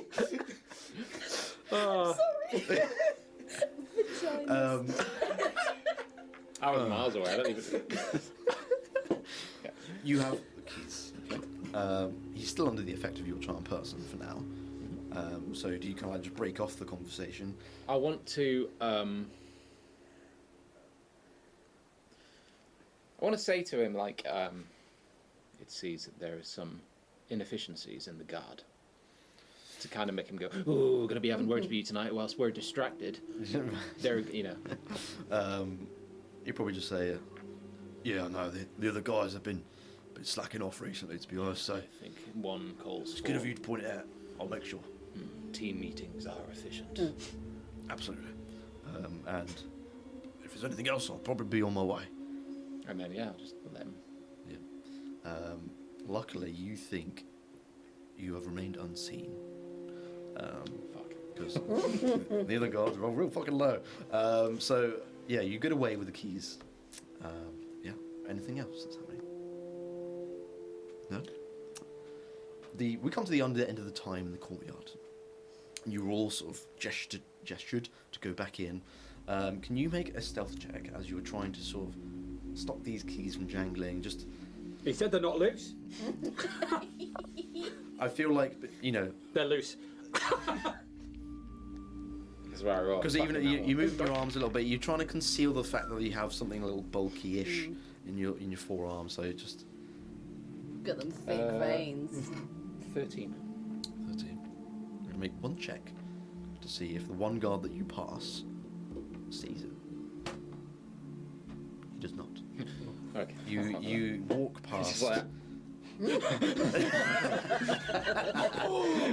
the guard. Think about that one. The guard pays you no mind as you just stroll in with hands behind your back, just nonchalantly, and you make your way back to the cell. And it is now this time where time passes a little bit more, and you're now into the evening time, and your one meal for the day comes through. There are 4 plates. Beating for dessert. You would imagine probably so from what you've heard. Delicious. There are 3 plates with a little bit of meat and a bit of bread. That's kind of it. And then there's 1 plate with 1 small vial of blood. They're just kind of chucked in underneath the iron bars. And that is your meal. You would imagine that the vial of blood is probably for fear over here, given his demeanour. I also need to feed. You need to feed as well, dear. Well, only one was given to you. So you can choose to do that what you wish. I'm gonna hold my plate. I have no need for this. Well, you could always throw it to the dogs in the courtyard for tomorrow. And he just he will go for the vial. If he sees it first, he will go for it, specifically trying to get there before this guy. Okay. He is very self. Are you going centered. for it as well, Marcus? Are you both diving No, in for I'm the not vial? gonna. You're just going to let him. Yeah. Okay. Look at him. He That's fine. loves You it. take the vial. He takes it. Scrape my plate off onto yours. I'm just there flicking it going. And then I'll start cutting up the meat for you. I feel really bad. I'm like, it looks as greys and bleak as our Yeah. future. You can see that this meat is either poorly cooked and not hardly cooked at all, or really overdone. Is one or the other. There's no middle ground. Yeah, for yourself, you know you need some blood. that meat looks awfully good when it's raw. Yeah, do me. So Fussy, yeah. you'd probably imagine it's like, well, I'll take what I can get, I suppose. So if that's entirely up to you, but you see the raw meat, you see like some of the blood is kind of pooling on the plate a little bit. You should be like, I will sleeve my vial of blood. All right. Keep it for. You would imagine that this vial of blood is just enough for you to not go mad. Currently, at the time being, he is okay, and he is just like he's going to hold it till like he absolutely needs it because he knows that this could be a while. Okay. That's fine. More time passes by where you're in this cell and you can see that the sun has gone now. It is dark and bleak, and you can still see the spotlights are going, and they're now sort of just scanning the perimeter. As we get to midnight, Yes. he begins to get undressed, and he puts his like cloak down on the bed and folds it up, and he's silent but meticulous. And he begins to take like the wraps of leather off, and his cowl comes away, and you see this like emaciated but like very lithe, very like 0% body fat, like chiseled bone and muscle, but like not physically weak, but not like a bruiser. And he begins to like place down his items, and he'll hide the blood vial under the mattress at that point. Okay. And he just goes to like maybe about like 5 foot in front of the cell door, and he just like goes down to his knees and puts his hand like in almost in a meditative position, and he just, I wait for malevolence. I wonder how much they can show me, and just waits. Okay. Does anyone do anything else to prep? Marinette is going to keep by the door again. Does the door open out or in? In. Okay. I would like to be. So if the door kind of opens that way, I'd like to be just on the other side of the frame, so that it's like if it opened, I could grab someone coming through it without being smacked in the face by a door. Okay. Sure. All right. I'm just waiting for a beating. Take me. It's freaky. He is just like. Yeah. And he's like muttering to himself, and it's just like he's saying like the same thing over and over again under his breath. It's just weird. Yes. can I speak to the Dragonborn next door? You can try, yeah, sure. What do you want to say? Obviously, like, my friend, a moment. You can see he's sort of lying down. He's just sort of resting his eyes a little bit, and you can see they open. They're like very luminous green, and he sort of turns his head towards the front of the cell, towards you. Mm-hmm. What is it you want? What can you say about guard duties in the dead of night? Are the numbers greater or fewer? Well, any time now they'll be coming in here with batons, and they don't batons. They do not come with anything more dangerous than that, but they are. What are their numbers? It depends how many are in the cell. For me, there's usually 2. So I imagine for you lot in that cell, it's probably going to be quite a few. Because if they only send 2 into you, then you could probably overcome them. So I would imagine if I've got 2, you could probably expect anywhere from 6 to 8. Okay. I'm just going to say, thank you, my friend. I ask you to be vigilant. And then I'm going to turn to you. As you've got yourself comfortable, I'm just going to be like, don't get too comfortable. And he is just like, he's not like rocking, but he's just like, I am what makes the night cower. I am the nightmare you can't quite forget. I am the visage of malevolence. I am fear. And it's just repeating again and again and again, just waiting for it. I'm just going to be like, I require suggestions, my friend. And then I'm just going to show you the keys. And that will stop him. And he is... There's like a side-eye glance, like very anime, shing, like style. He's like, well, somebody else in the room at least has a brain. Good work, good. When the time is right, but we should observe a little longer, friend. And his head turns to you as he says, friend. Yeah, I'll listen to that, and I'll just be. So be it. and keep the keys concealed. And I'll turn to you guys and just be like, rest now. Well, I have actually, no need. I'm going to turn to you. It seems Batman and Robin have a plan. It is a story that of a man quite overcome with madness and self-importance. He dresses as a bat in the dead of night, and a small boy he adopts as his ward, who dresses like a small bird. It's quite perplexing. But anyway, I digress. Perhaps we should also look for a way out of this. Thank you, Mary. It's not my name. Never call me that again. You will be. Thank you. I accept your apology. I agree. I don't know how we'll get out. I know he's got the keys, but how else? We should like to join you in this escapade. I have discovered that some of the guard are not here particularly of their own desire. They show weakness, and they show that their loyalty could possibly be swayed. these observations are useful. I would also like to say there is not 4 of us. There is a 5th. We're a bell man. No presents. Yeah. Just Stephen Wolf. No! Stephen. Support paladin. Yeah. How did I get here? Got a railgun. Got to renew my tax did. Who is this 5th of which you speak? He is a part of me. I nickname him the Beast. And you think I am the mad one in the room? Well, I hope that when these beatings come, that the beast will join us. I hope for their sake and yours he doesn't. Go. Oh, you should let him free. Well, you say that he isn't a beast that you're used to. He is something different, something even you'd be scared of fear. Oh, I hope so. Yes. Maybe I will cower in the night. And he just goes back to this position, and he is just waiting. Bring me the beatings. Is there anything else happening before?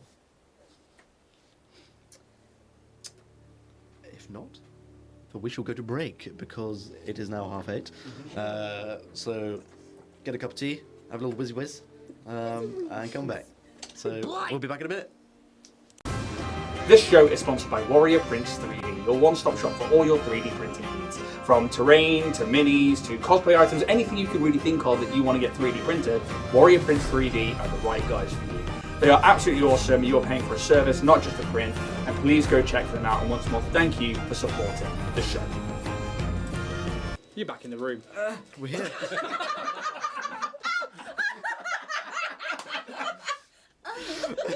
Just make sure there's no one under the table. Let's just catch your attention. We're back in. We're back in the room. How the fuck is everyone doing with this thing that's going on right now? No, it's good. I have enjoyed it greatly. Goodo. Yes, good lad. Give me 2 fingers. So yeah, Plenty soon. slightly dark stuff. Not too Not heavy. yet. Not too heavy at the minute. Just You got arrested. got arrested. Saw a guy get shot. He's bleeding. The corpse is probably still there. Actually, to be fair. That was rough. That Yeah. was cool. Jim. What a waste. So we pick up. We're in the cell, and you know that you guys have had your meals or blood in some people's cases, and we're coming close to the time of midnight, which you have been informed now by the other cell mate across the way, that guards will probably come along and beat you. They won't beat the ever-living shit out of you, but they are going to at least beat you. So you are now sort of prepped in your own little ways, biding your time. Completely normal and innocent ways. Indeed. Nothing weird going on here at all. It is as you're waiting that things are sort of eerily quiet. You can feel the suspense from the other cellmates around you, that they know what's coming as well. And eventually you start hearing the squeaky squeaky metal of the iron doors being opened with keys from down the hall, and then you can hear these people being beaten. You can hear the thumping and the just throwing, and some of you can see that you can hear the bunks being moved and such. And there's a ruckus going on, and they're making their way one cell at a time as they walk down the corridor. Is there anything else that anyone does? You can see him just like starting now to rock slightly, and like it's like this like excited anticipation, and he is just like still repeating that same thing over and over. It's just like, I am what makes the night cower. I am the nightmare you can't forget. I am the visage of malevolence. I am fear. Yes, yes. And he's just like he's getting like it's almost like he's becoming almost more animalistic now, and like. There's like maybe little bits of saliva and like this. You can see the fangs every now and again, and it's probably as they're coming from the next cell, he just stops, and it's like he's not breathing. There's no heartbeat. It's now just calm. Okay. Anyone else? With every noise, every beat, everything being moved, you just almost like the ears sort of twitch with each movement, almost like it is like a nervous animal just kind of reacting to every little noise and things like that. Even not necessarily like the banging or the crashing, just the doors opening, like that screech just shivers down the spine, just all very on edge. I've just got my legs crossed in the back of the room. Quiet meditation. Okay. Yeah, Marionette is, as these kind of sounds are moving up, sort of like twists a cog on the side of her head, and you see like the blood almost like bubble through the tubes a little bit, as and then she kind of will, as she loosens the cog, take out a tiny key and unlocks the voice box and pops it back. Okay. All right. It's about 2-3 minutes later, as you can hear the guards are in the cell next to you, just behind the wall, and you see them approach in front of these iron bars, and there's quite a few of them. You can see some approach from the other side as well. You would imagine this is the backup because there's 4 people in this room, in this cell, and I will roll to see actually how many there are. So there is 50? 50. Yeah. We're in a fucking tower, mate.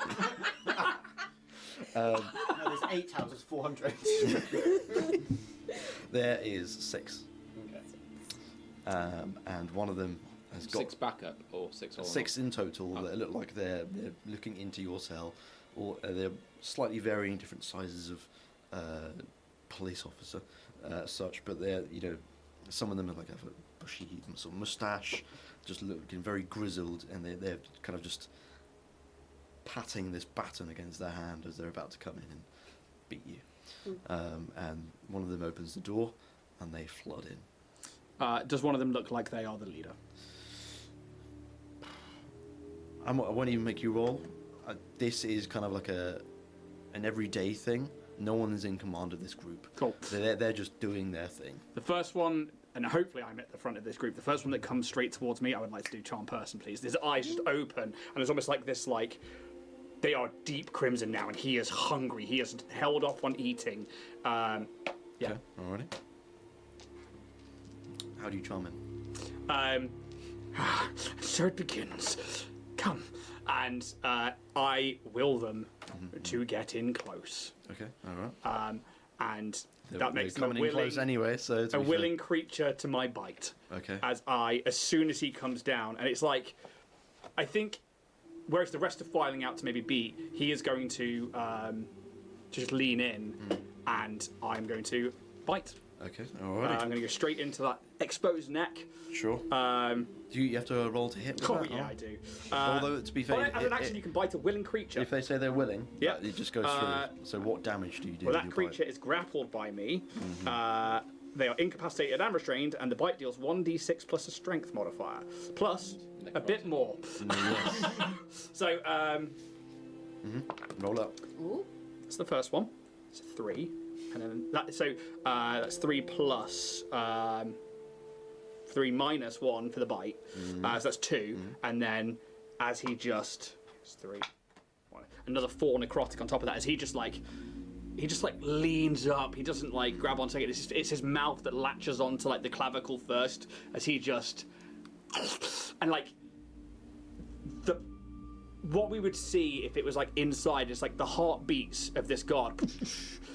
And then there is a pull, like... as he sucks in, and it's like after the beat, like the heart pumps it and then he sucks, and he just, and like the blood begins to pool down his mouth as he then just stands up. Shall we begin? Okay, all right. I think the rest of you probably see Fear kind of from the rear. He's just kind of sort of leaned over this other officer, like head in his hands, and you can kind of see him kind of pulse every time he gets this feed of blood rushing through him, and the other guards will then make a strength check to try and take the guy off you, basically. That's a 12, so you have to resist that, I think, don't you? Or... I believe so. Technically, he is grappled by me, so you tell me if it's what, contested? Yeah, I'd say it's a contested strength check, so it's a 12 for... Whoop! Oh, that's lovely, isn't it? Athletics or just strength? Doesn't matter, both for a -1, 15. Cool. 15, okay. You managed to hold on to him. And he's just like, but his eyes are like wide now, and he hasn't got his glasses, and he hasn't got any of his other stuff, and he's just, and he's just like, his like long bony fingers are just like, what is this, a human? Is this a gnome? What you've picked is definitely a human, I think. Just a willing, middle-aged man. Just like 2 days from retirement. And he's just like a bootstrap sort of beard going on. And like, because the guy's relaxed because he's willing, and I'm just like, in that moment, I just make eye contact with the next guard in through the door, and I'm just like, it's like, yeah. As they start to flood into this cell, I think the guy has been trying to get the guard off of you, and eventually just kind of gives up a little bit and just pushes you to the side. Can I, if I can, Yeah. seeing this go down, I'm just going to seize the opportunity and do exactly the same thing to the guard that's trying to push Fear away. Okay. How many times can you do charm person? Once per short. I want to grapple him, sorry. Okay, you just want to grapple. Yeah. So you're doing it without the charm person, it's what you're trying to do. Okay. I can do charm once per short and long rest. But you can still grapple. You can still grapple and try and do it in I believe you have to do it as an attack. Okay. When you are... When you don't have them charmed. So it's an unarmed attack. So yeah. So it'll be D20 plus your strength mod. That is a 12. 12. That does not beat, I'm afraid. Yeah. As you sort of try and grab at his clothes or just any of his limbs, he just manages to sort of like put his knee up and just kind of push you away with it. So you do not grapple him, unfortunately. Okay. But these other guards are starting to flood in, thinking that they might get overrun here if they don't take action now. So there are like 4 guards at least in the room at this very moment. 2 of them are just about to come in, but there's not much room going on there. So is there anything else anyone are doing? I'm just going to wait until Okay. there's more guards in the room. Okay. Let's sardine this. Sure. Well, if they will fit in, and they will try and close the door behind them so that you can't just slip out. So they do that, and we're not. This isn't going to be a bit of an initiative thing. It's not going to be like that. This is going to very much going to be like a whatever happens in the moment happens. So you two, as these two are sort of engaged in like grappling and trying to feed, 2 of them will go on straight just to try and hit you with batons. Yeah. Okay. So the first one's going to come for you, man. Yeah. Is 16 to hit. Yes. Yeah. Okay. That is 5 points of bludgeoning damage. As they just kind of catch you upside the chin and just kind of knock you back a little bit, and you can some of your blood tubes sort of constrict a little bit. I'll kind of stagger back a little bit, and kind of say, and I think now the voice box is open, you can hear that as she speaks, there's almost like a little like clink clink clink melody behind it, and anyone who was paying attention would see that there is a little music box with little springs that's just kind of clacking off. that wasn't particularly nice. And I'm going to cast Silver Needle at him as like I kind of like hold my palm out as if to shake his hand, but this silver dart just will shoot out. Does that require any components of it? Or was it just like verbal? It's verbal and somatic. Okay, all right. Nice. So I need to make a ranged spell attack. Sure. Oh, nice. Oh, nice. 23. Yeah. That hits.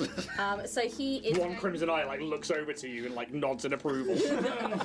He is going to take 4d4 piercing damage. 5, 6, 11 points of piercing damage. Okay. The needle falls within 5 feet of the target, but it is here, just so you know. So maybe you kind of catch him in the shoulder a little bit, and it just kind of pierces through what little armor maybe this guy has in that little area. Definitely wounded for sure. Yeah. He's still going. I'm also then going to, like, from the voice box, like, a kind of a very like anyone who's, I don't know, probably over the age of, like, how long have Watermont been around? They've been around for quite a while. Yeah. Maybe the last couple hundred years. Yeah. I'd say anyone, like, over the age of 40 probably knows, like, this tune, and it's like a lullaby, like, but a very old, almost discordant, and I'm going to give a bardic inspiration to Marcus. Okay, all right. It's a d6. Awesome. One then of these guys will then try and come and attack you. It's a 15 to hit. Hits. Okay. That is also 5 bludgeoning damage to you. As you are just hit right in the stomach, it just proper like almost gut punch, and you kind of keel over as you get hit. Do you do anything in reaction? Yeah, I kind of like barrel over, and what you would see like this almost like meek and feeble moment, you just kind of hear a, you shouldn't have done that. You just hear a, you've let him out. You fucking let him out, you twats.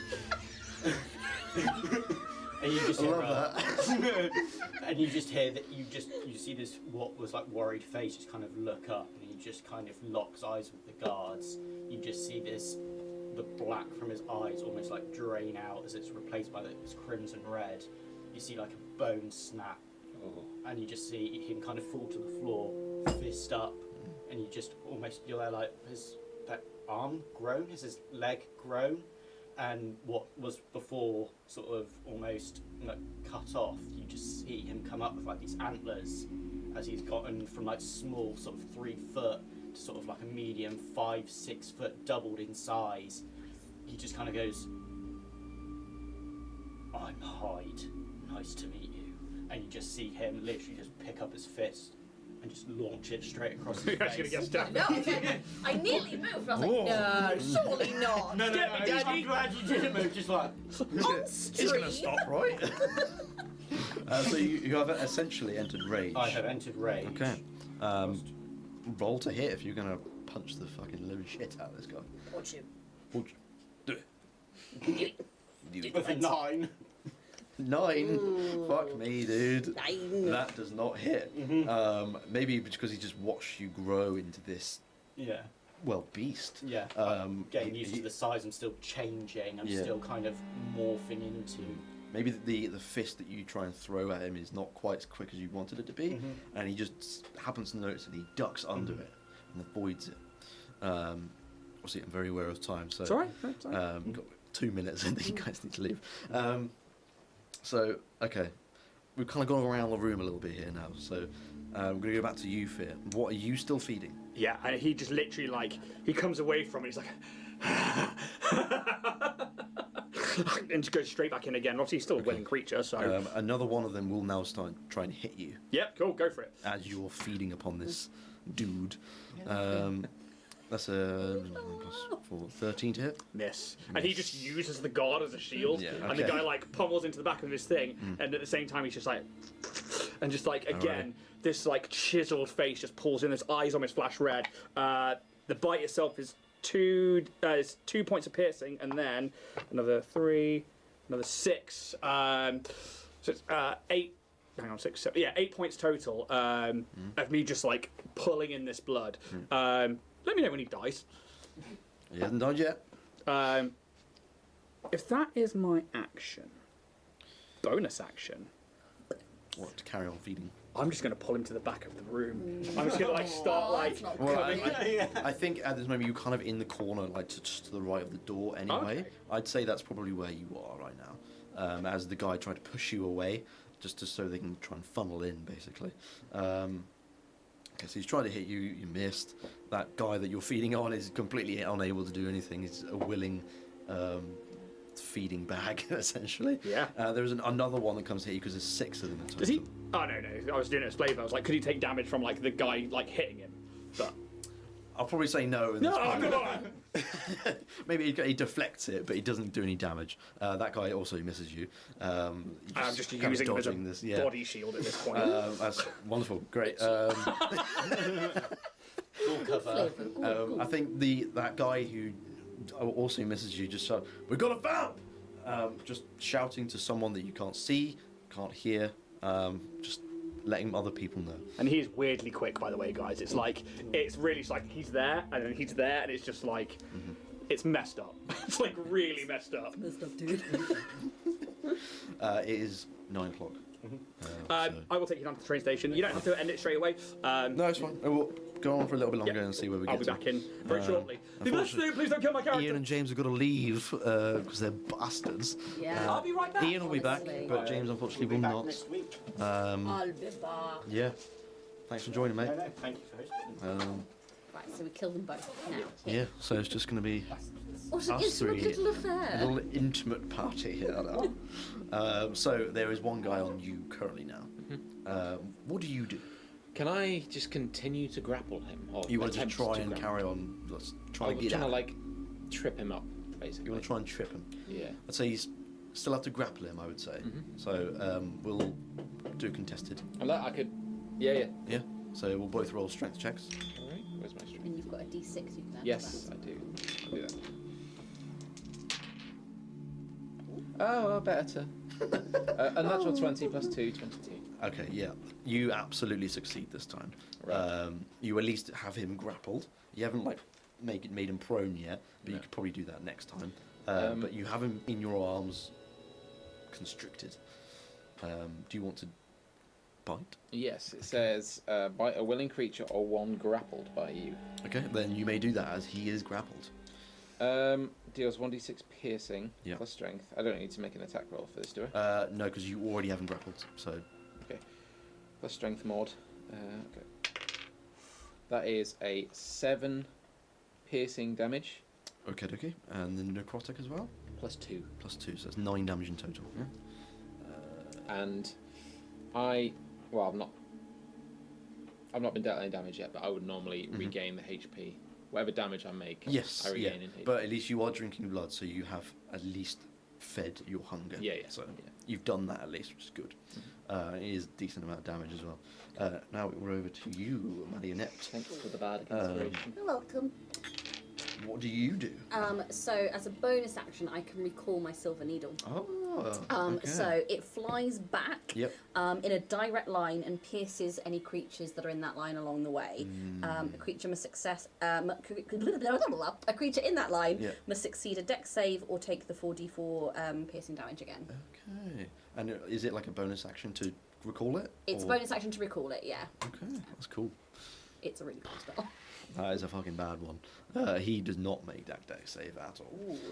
So, absolutely. That is So, another 4d4. For another 4d4. Where's my d4 on top of again? that 11. Ooh, that went flying. 3, 4, 5, 6, 7, 8, 9, 10. Another 11. Another 11. Yeah. Fucking hell.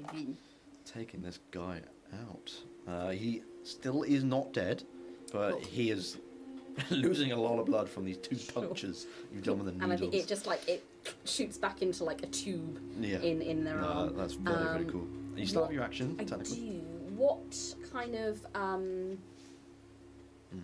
it's a small space. We've got the 2 bunks. Yes. is there a piece of furniture in here that most of the guards are nearby-ish? I mean, you're all quite near the bunks. Okay. So there's the mattresses and stuff like that. So I think can I cast a cantrip as an action? Oh, you haven't done a spell. I haven't done a spell, no, have I? Absolutely, yeah. Yep. So I will use my cantrip blood coating. Okay. Tell me what that does. So you target an unattended object or surface within range that is no larger than 5 foot cube and coat it with blood. Okay. All right. For the duration, the target looks as if it is drenched in blood. When a creature touches the coated area, it must make a charisma save or take a blood damage. And repeats that at the start of its turn that it remains in contact with the area.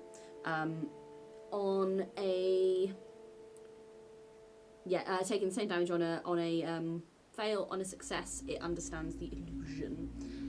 But just if I can try and if they're fairly near things, I want to freak them out a little bit and maybe do a bit of damage in the process. Okay. So I think her eyes kind of like this like bloop of blood kind of appears, and as she focuses on the mattress, and it almost like when you put something in liquid and it absorbs it and kind of starts to get thicker, and I think it is almost like this bubbling over of blood starts to as it kind of soaks through this thin mattress.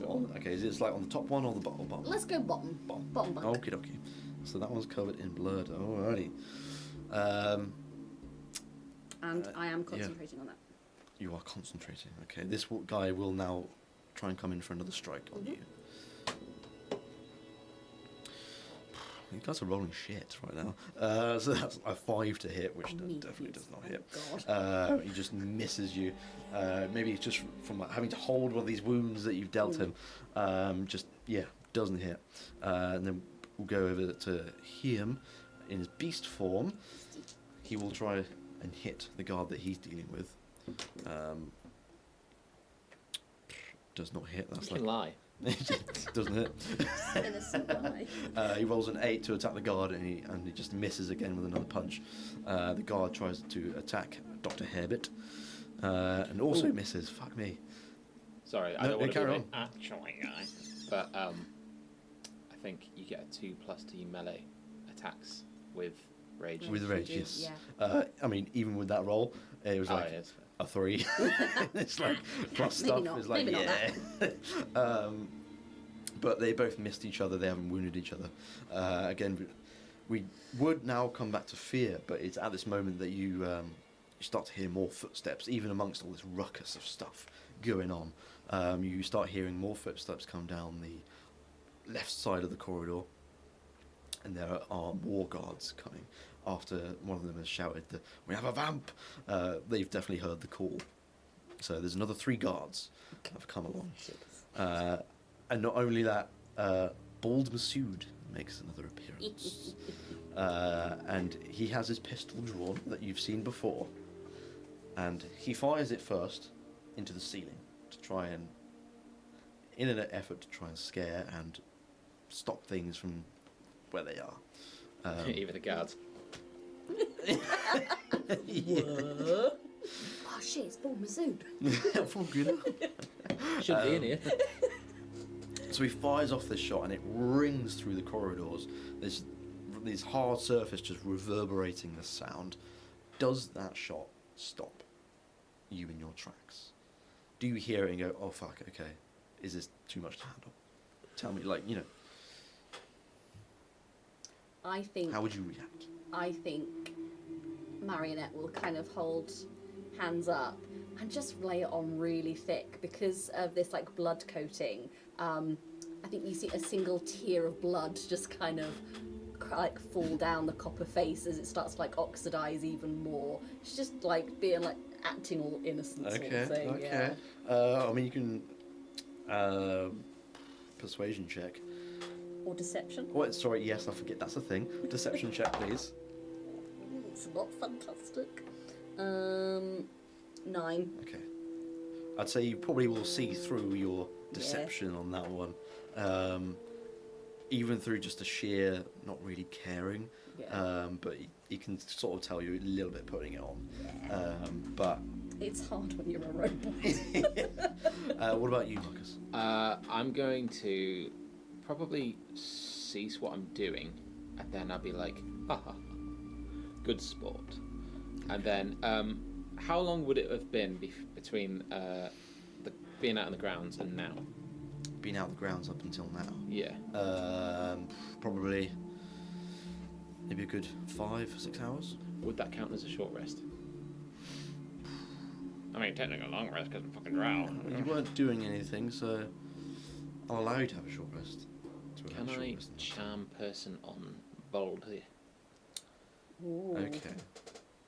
And that's how I'm going to do it. I'm gonna be like, a fine sport. Okay. Sure. Can you tell me how it looks when you try and charm? Because it's not always necessarily like just this invisible I guess I'm going to be force, like sort of kind of jovial about it. Kind of like, okay. oh, my friends, you know. Okay. Yeah. Please, my friends. Please. Yeah. Let's stop this, shall we? Hey! You know. Let's make some bust. Okay. And he has to make a save, doesn't he? Against your DC. My so it was a charisma saving throw, was it? It's a roll from me. Okay. Yes, What's it's your against DC? 13.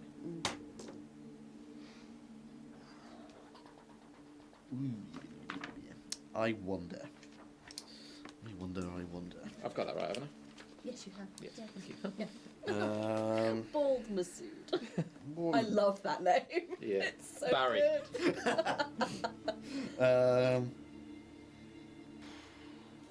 Okay. Just about doesn't make it. He rolls a 12. Oh. Forgot what I rolled now. That means, no, Oh, wait, no, you he didn't. didn't fucking Your roll. DC is 13, Yeah. so that means And he you got beat him. 12, which means he didn't pass. Oh, he didn't pass. Oh, Mm. cool. I thought he said he did. He is now considered charmed and has to be friendly towards you. Yeah. Doesn't have to be friendly towards anyone else. He's just charmed by you. Okay. Can I? Do you say anything further to him? Yeah, I want to persuade him to let the guards, or get the guards to stop what they're doing, like seize their actions. Okay. I okay. think my friends have suffered enough for now. I'm not quite sure about that for the scum. But for you, my friend, maybe. Come on, lads. Let's leave this cell for one night. And you can... Fucking bleeding at the neck. What? It is a little bit like that.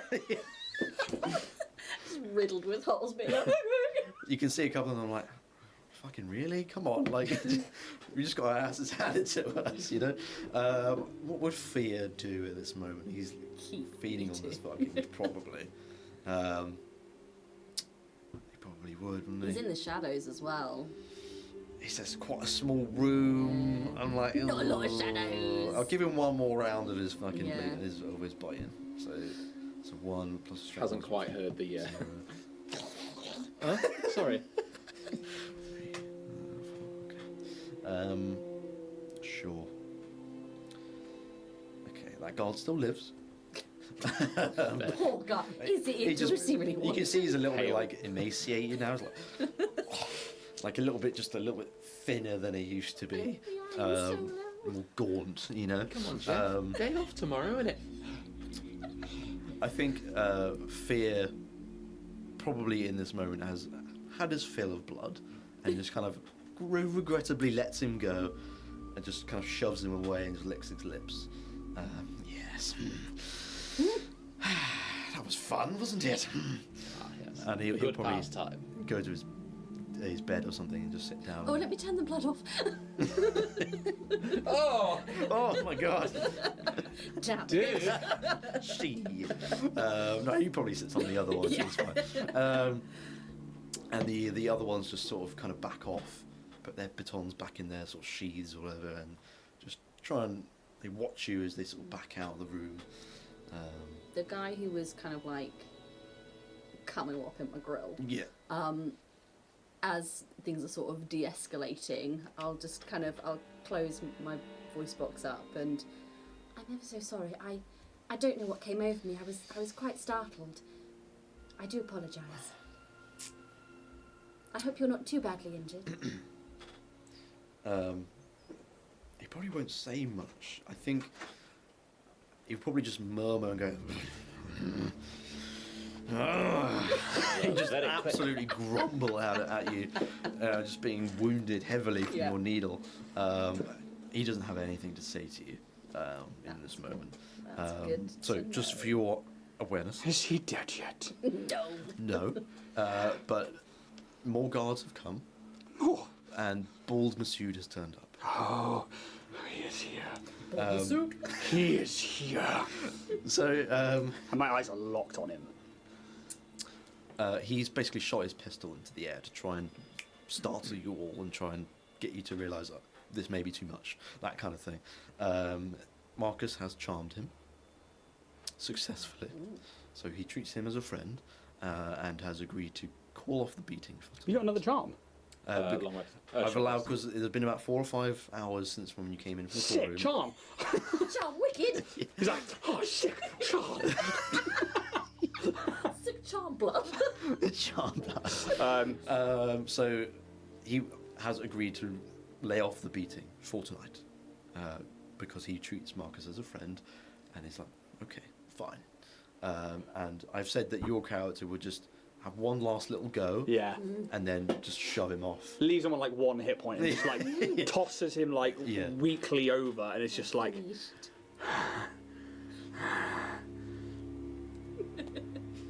Yeah, that's pretty much it. That's kind of what we said. And yeah, we were saying that this guard that you've fed on massively is just emaciated, just very quite gaunt in the cheeks, very pale now, just limply walks away, and as one of the guards tries to help him up and take him out, they're all backing up out of this room now, and one has been heavily wounded by Marionette, and is just grumbling to himself. He's been so heavily wounded. fucking job. Yeah, basically, yeah. And yeah, the guards leave the room, and Is Baldy still there?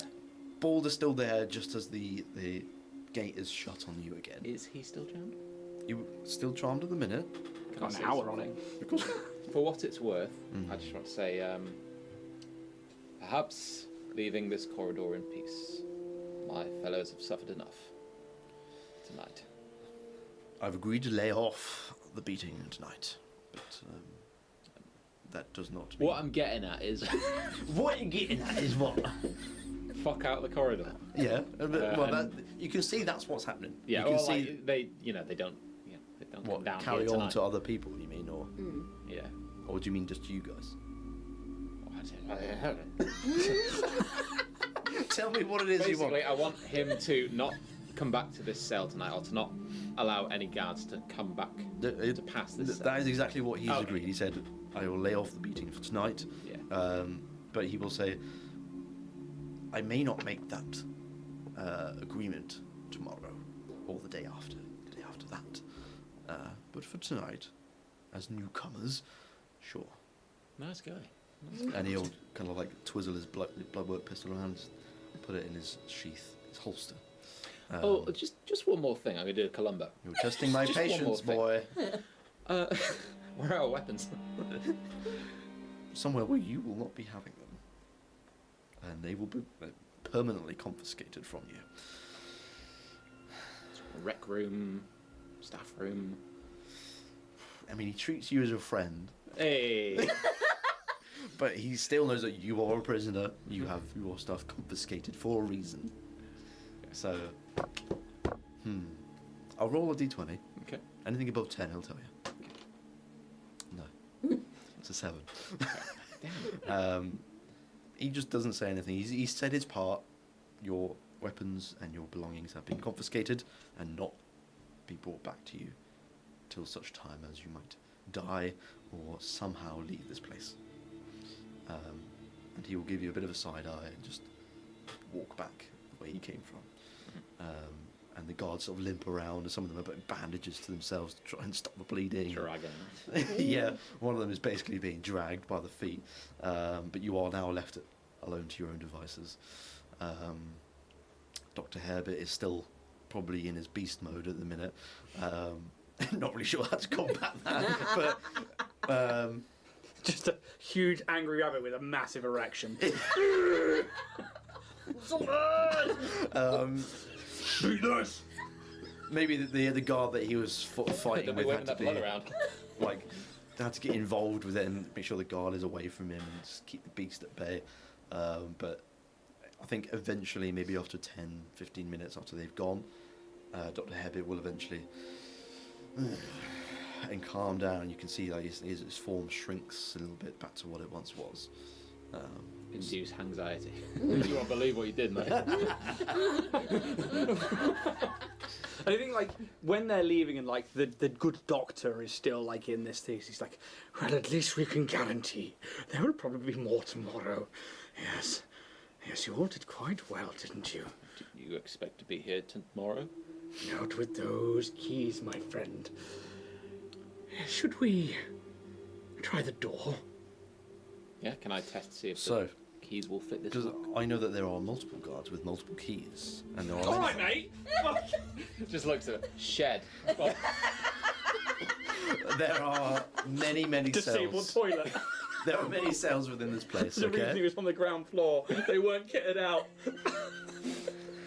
I will allow you to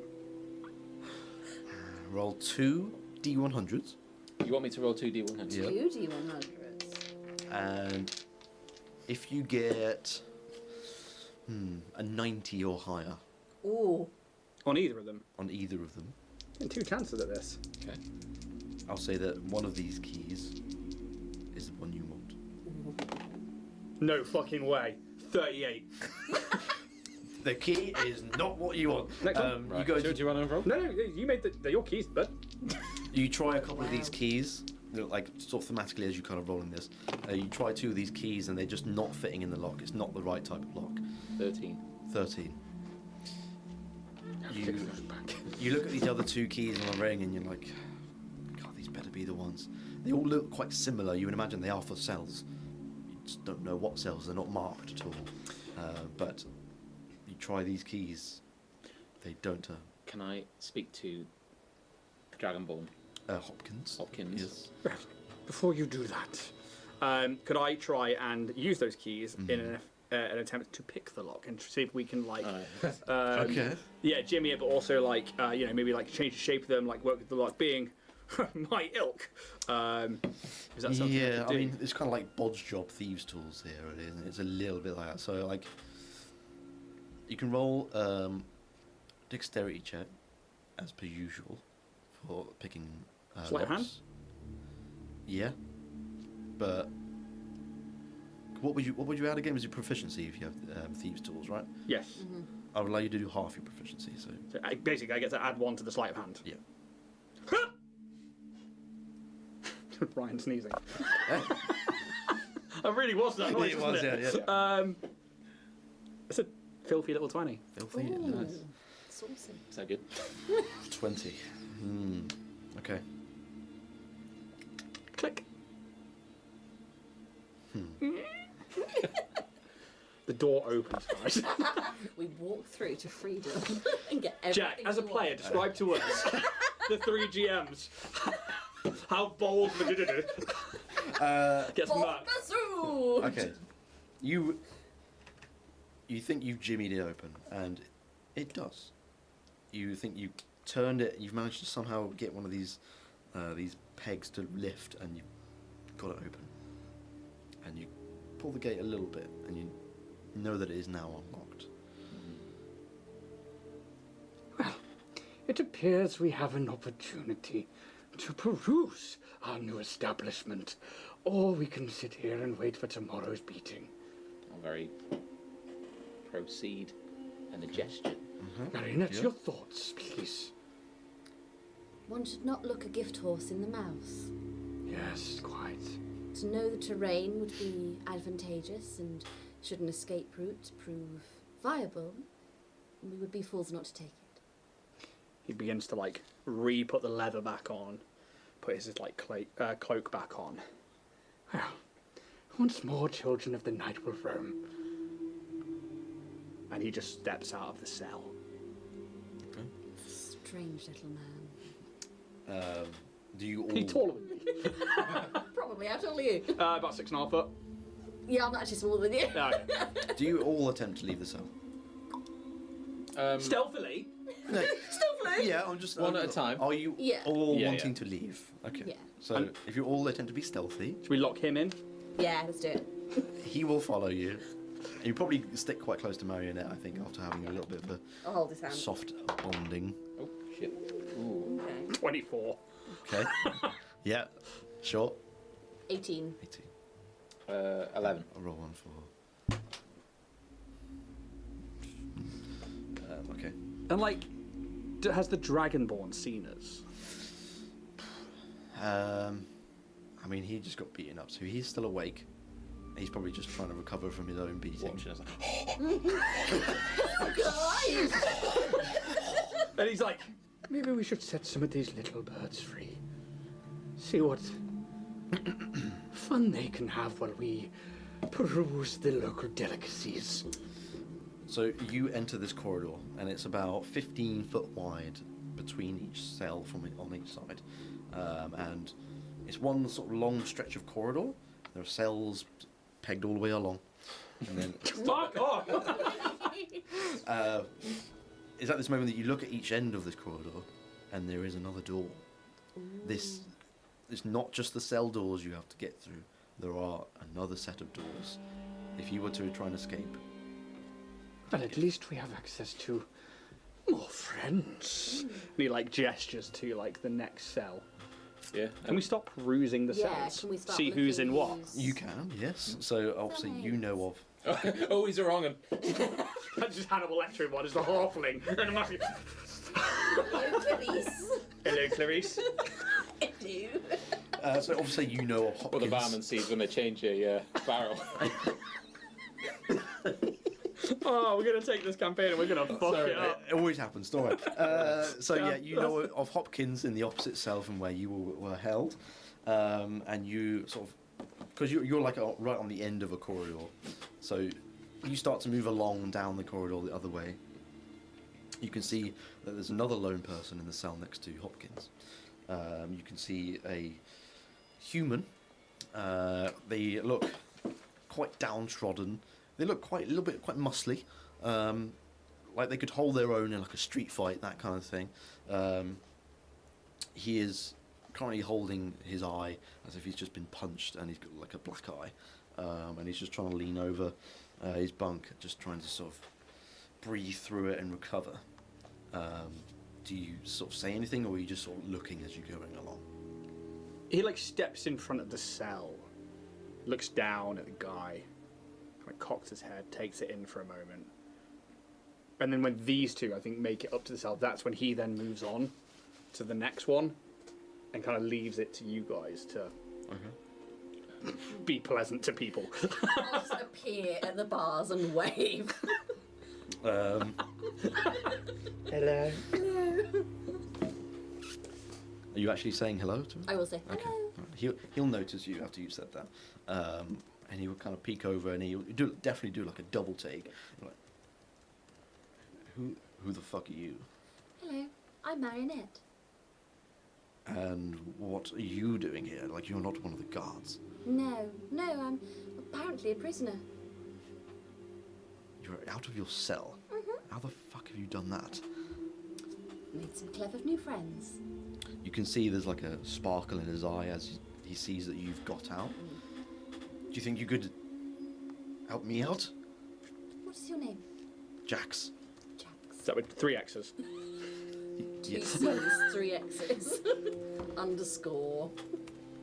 2 MCR C's. rules. 3 X's. Oh, she's got him there. Underscore MCR rules, but the E is a 3. Yeah, and the S is a Z. You can see as he sort of stands up to just try and approach and talk to you, that he is a quite conventionally attractive man. He's got this kind of like a bit of short on the sides and back, but there's a little bit of tuft of hair that's kind of in a bit of a curly fringe as it kind of comes to the forward. He's sweaty just because of the beating that he's just received. He's bleeding down one side of his face. I've just grown ovaries. Just grown over it. I am, as they call it, gooning. So hard. You can see there's like a small. Technically, I'm naked. I think he has like a small little like mole on his nose. No, I'm out. It's a slight little imperfection. And they're quite fairly young, but not too young. He's about sort of mid-20s or so. Nearly there. Yeah, and he pleads, "Can you get me out?" Fia, could you unlock the door for this nice young man? Well, shall we see who's behind door number 2? And he's just getting to the next bar. Are they barred? Yeah. Yeah, and he's like, all his of these like cages. long bony fingernail is just like ting ting, like dragging it along just to like see if it wakes up the person inside. Like, who do we see in the next cell? As he's like just dragging along. Yeah. So you next see a dwarf who is very much taller than your average dwarf. Female dwarf. They're called, and she will announce herself as she sees you. And he's like, "Hey, come on, hey, get me out of the cell, will you?" What's her name? She will call it. She's Ingrid. Ingrid. Ingrid is her name. Ingrid. Ah, how grateful people would be if their saviors, and he looks back to you. were to let them free. Surely, Ingrid, you would... What would you do with your freedom? Well, I certainly would be killing another fucking vampire, that's for sure. Not today, no. But I wouldn't mind if you did. Not me. It's pretty fucking ominous, if you ask me. It's very mysterious. Well, we could set you free. Or we could wait and see. Yes. Yes, and he's tapping the bars as he's moving to the... How many cells are there? Before you say there's 60 of them in a corridor and I have to do either... 50? 60? But last year! I don't even say ruin my immersion with 50 people in the garden. 50! That's almost as good as that, it's not to 12. There's about 3 cells on each side. Okay. Okay, so there's not a huge amount. But Oh, so this is the end of the third. So it's Hopkins, Jax, and then Ingrid. and then Ingrid. So then he turns And then you turn. to the other way to hopefully see somebody staring at him. You do. There is another person who's already stood up, And very you, much close my to the new bars. friend. You can see there is another body in this room, possibly dead from the beating that they've just received. Looks like it might have gone too far. They are quite tall, female, elven, and super long hair. It's bright blonde hair, very straight, comes all the way down to the middle of her thighs. There's quite wide sort of facial features, like the eyes a little bit farther apart. Not you.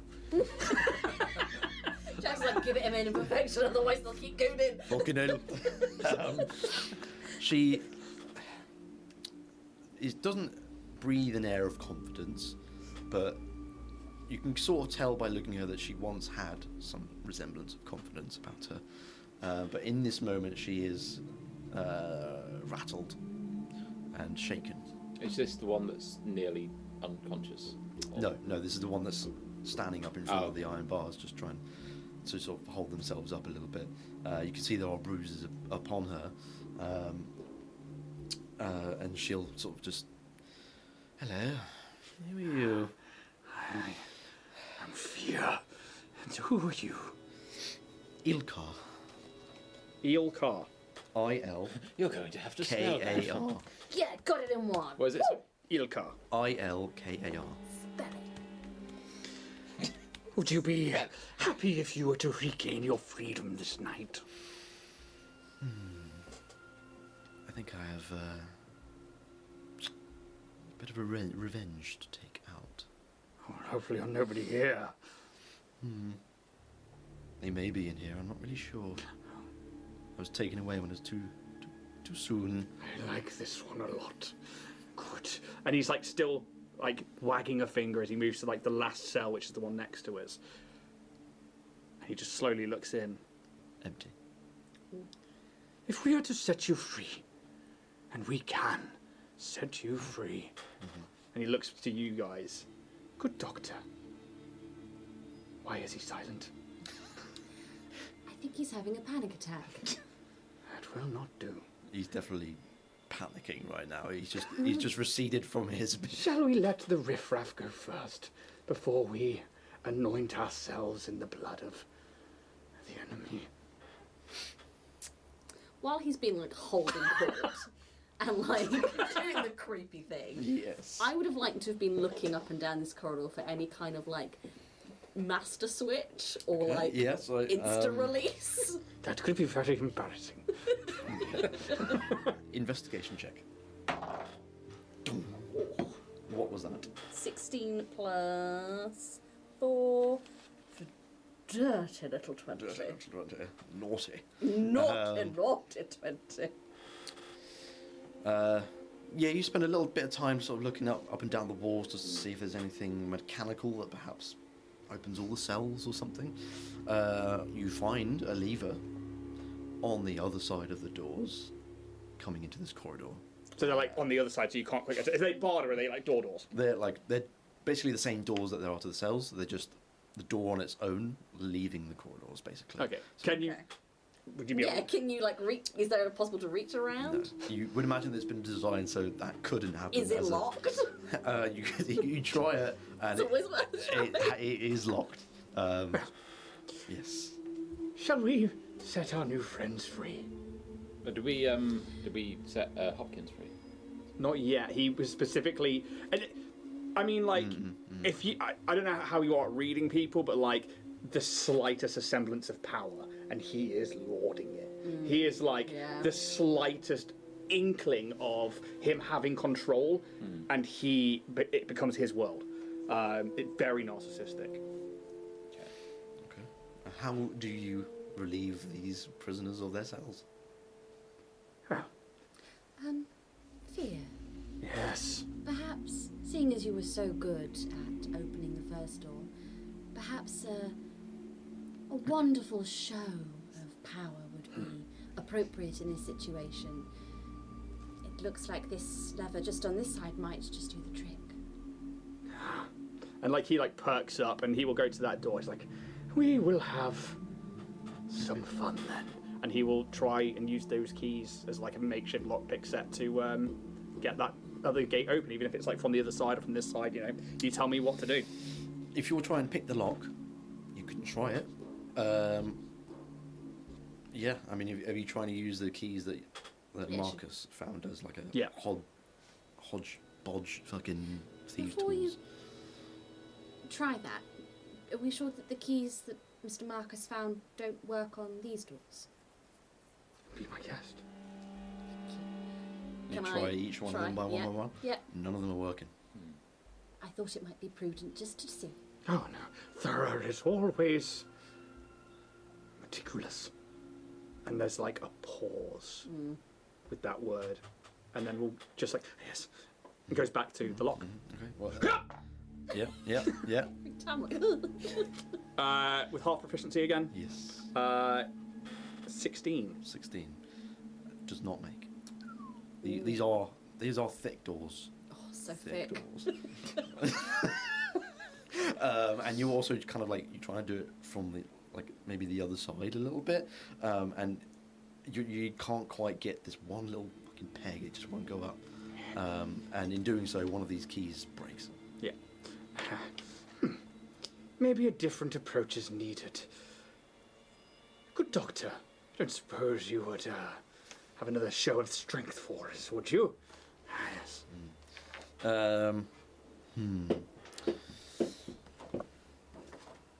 I think you need to roll a persuasion check to try and persuade him to become the beast once more. 15. 15.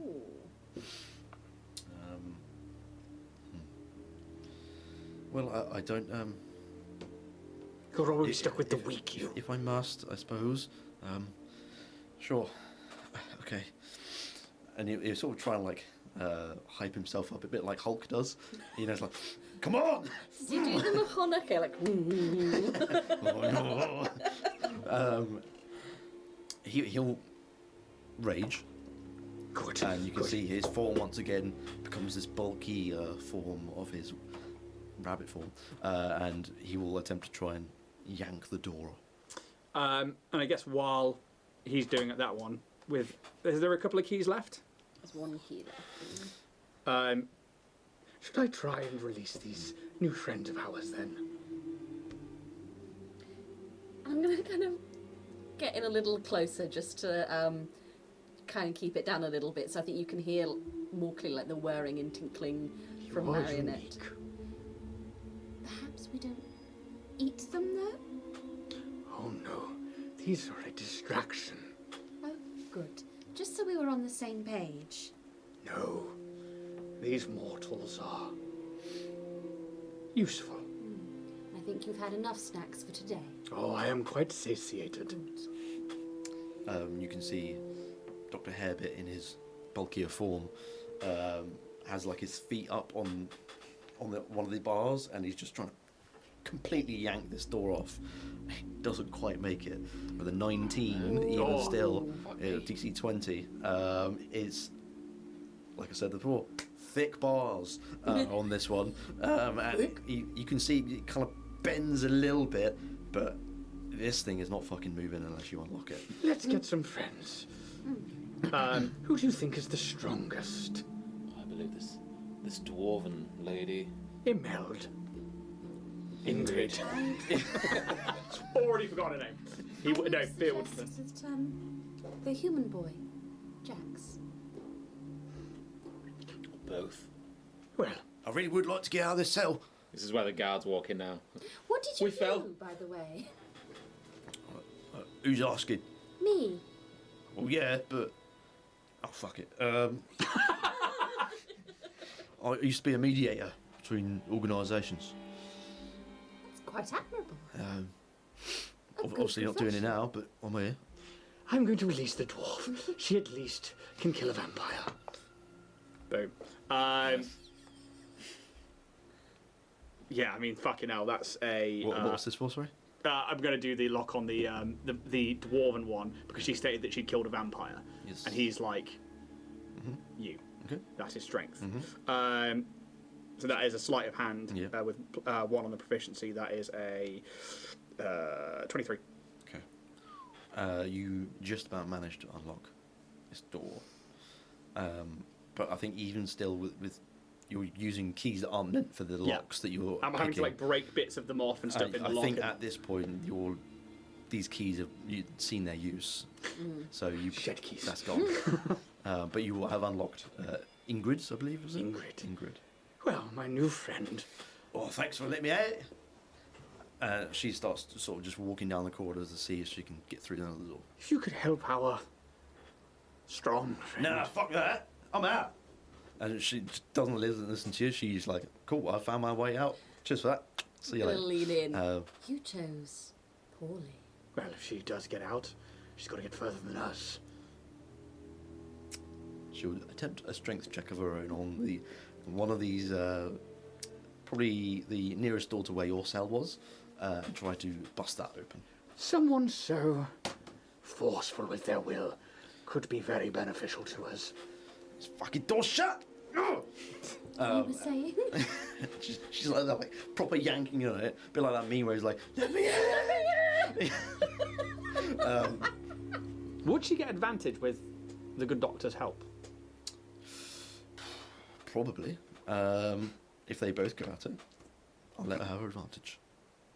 Nat 20.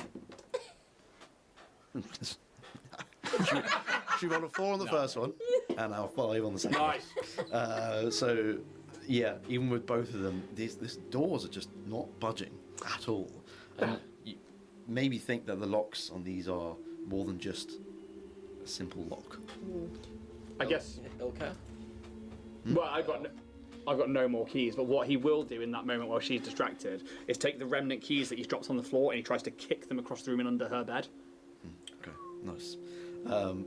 So as you sort of enter her cell just to kick him in, can you make me a perception check, please? Whoop. Oh, it's good. 17. Okay. Was she a remnant? Sorry, Was she a remnant? did you say she was a remnant? I made that. Continue. I think he was talking about the remnants of the keys. Yes. Oh, I thought you said Yeah, that no. one. So like, remnant. basically, he's trying to kick them like into her room and under her bed, so Oh, that okay. like the evidence of Lane any. blame. Yeah. You just on the cusp of your hearing, out of the window of her cell, you can hear bits of a conversation going on. You can gather that it's just that tad bit familiar, in the sense that you've heard this voice very recently. You think it's Baldensued. You can hear him talking with someone, and you're hearing sort of little patches here and there. You're hearing, but we only picked them up today. Why do you want them? Okay, fine. Take them tomorrow morning then. Fuck it. And the conversation ends. Ah. And he turns to you, Marionette, and Marcus. He's like, it appears that maybe we might be in some luck. Would you like to watch a new game unfold? Not particularly, but I feel we have little choice. Yes. We should retire back to our cells and let the good doctor come with us. But maybe we leave Ingrid out in the corridor. I think our friend Mr. Masood may be back soon. I think we might be going somewhere. My head in agreement. Alright. So do you all sort of go back to your cell and make it look like nothing's happened? But it's- I think for Fear, it's like very nonchalant at Ingrid. He's like, well, we tried. And just like goes back and like just sits like into the bed. And Okay. yeah, just kind of like, good doctor, would you join us? And just leave, if we can, and meld out there to Ingrid. Ingrid. Yes, fucking Ingrid. Yeah. Oh shit! Can we like close her cell? So she's locked out of her own cell, but in the corridor. I think if you try to do that, Marinette's just going to put a hand across the kind of threshold. What? Let her have some choice. She had her choice. She decided to betray me. Us.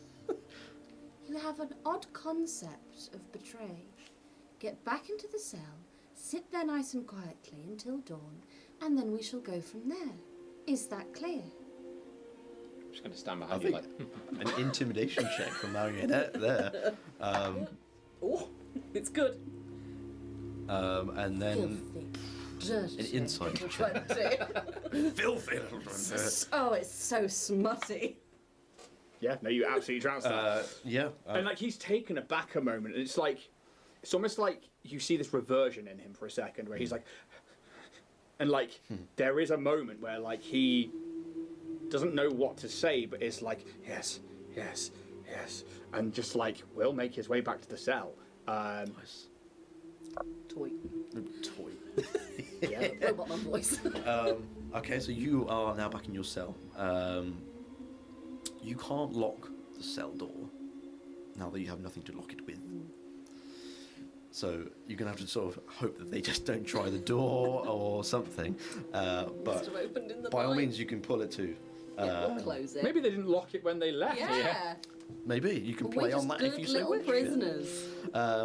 Okay, and do you also like bed try and sleep or? I have to have 4 hours of Same, inactivity. same, yeah. Yeah, and then I think maybe 4 like hours. just Always 4 over hours it. of sitting in silence. But I think actually, like, because the doctor has to, like, obviously recuperate, like, he knows that you're a vamp. He knows that you're an automaton. So actually, like, there is this moment where he's like, yes, yes, and, like, just goes into this trance, and, like, every now and again, you just, like, see him wince, and, like, you see him, like, shudder, but he is in a trance, and he still mutters. It's just non-stop. Yeah. It is. I think it's a great time to do it. Yeah. Okay. quietly meditate. Quietly meditate. All right. So you all take a bit of respite in what time you can, and eventually morning comes around. Did we get a long rest? No. Damn it! No one gets a long rest, not in this place. Whether it's due to maniacal sounds that you can hear that wake you up or take you out of concentration. Yeah, probably just fear.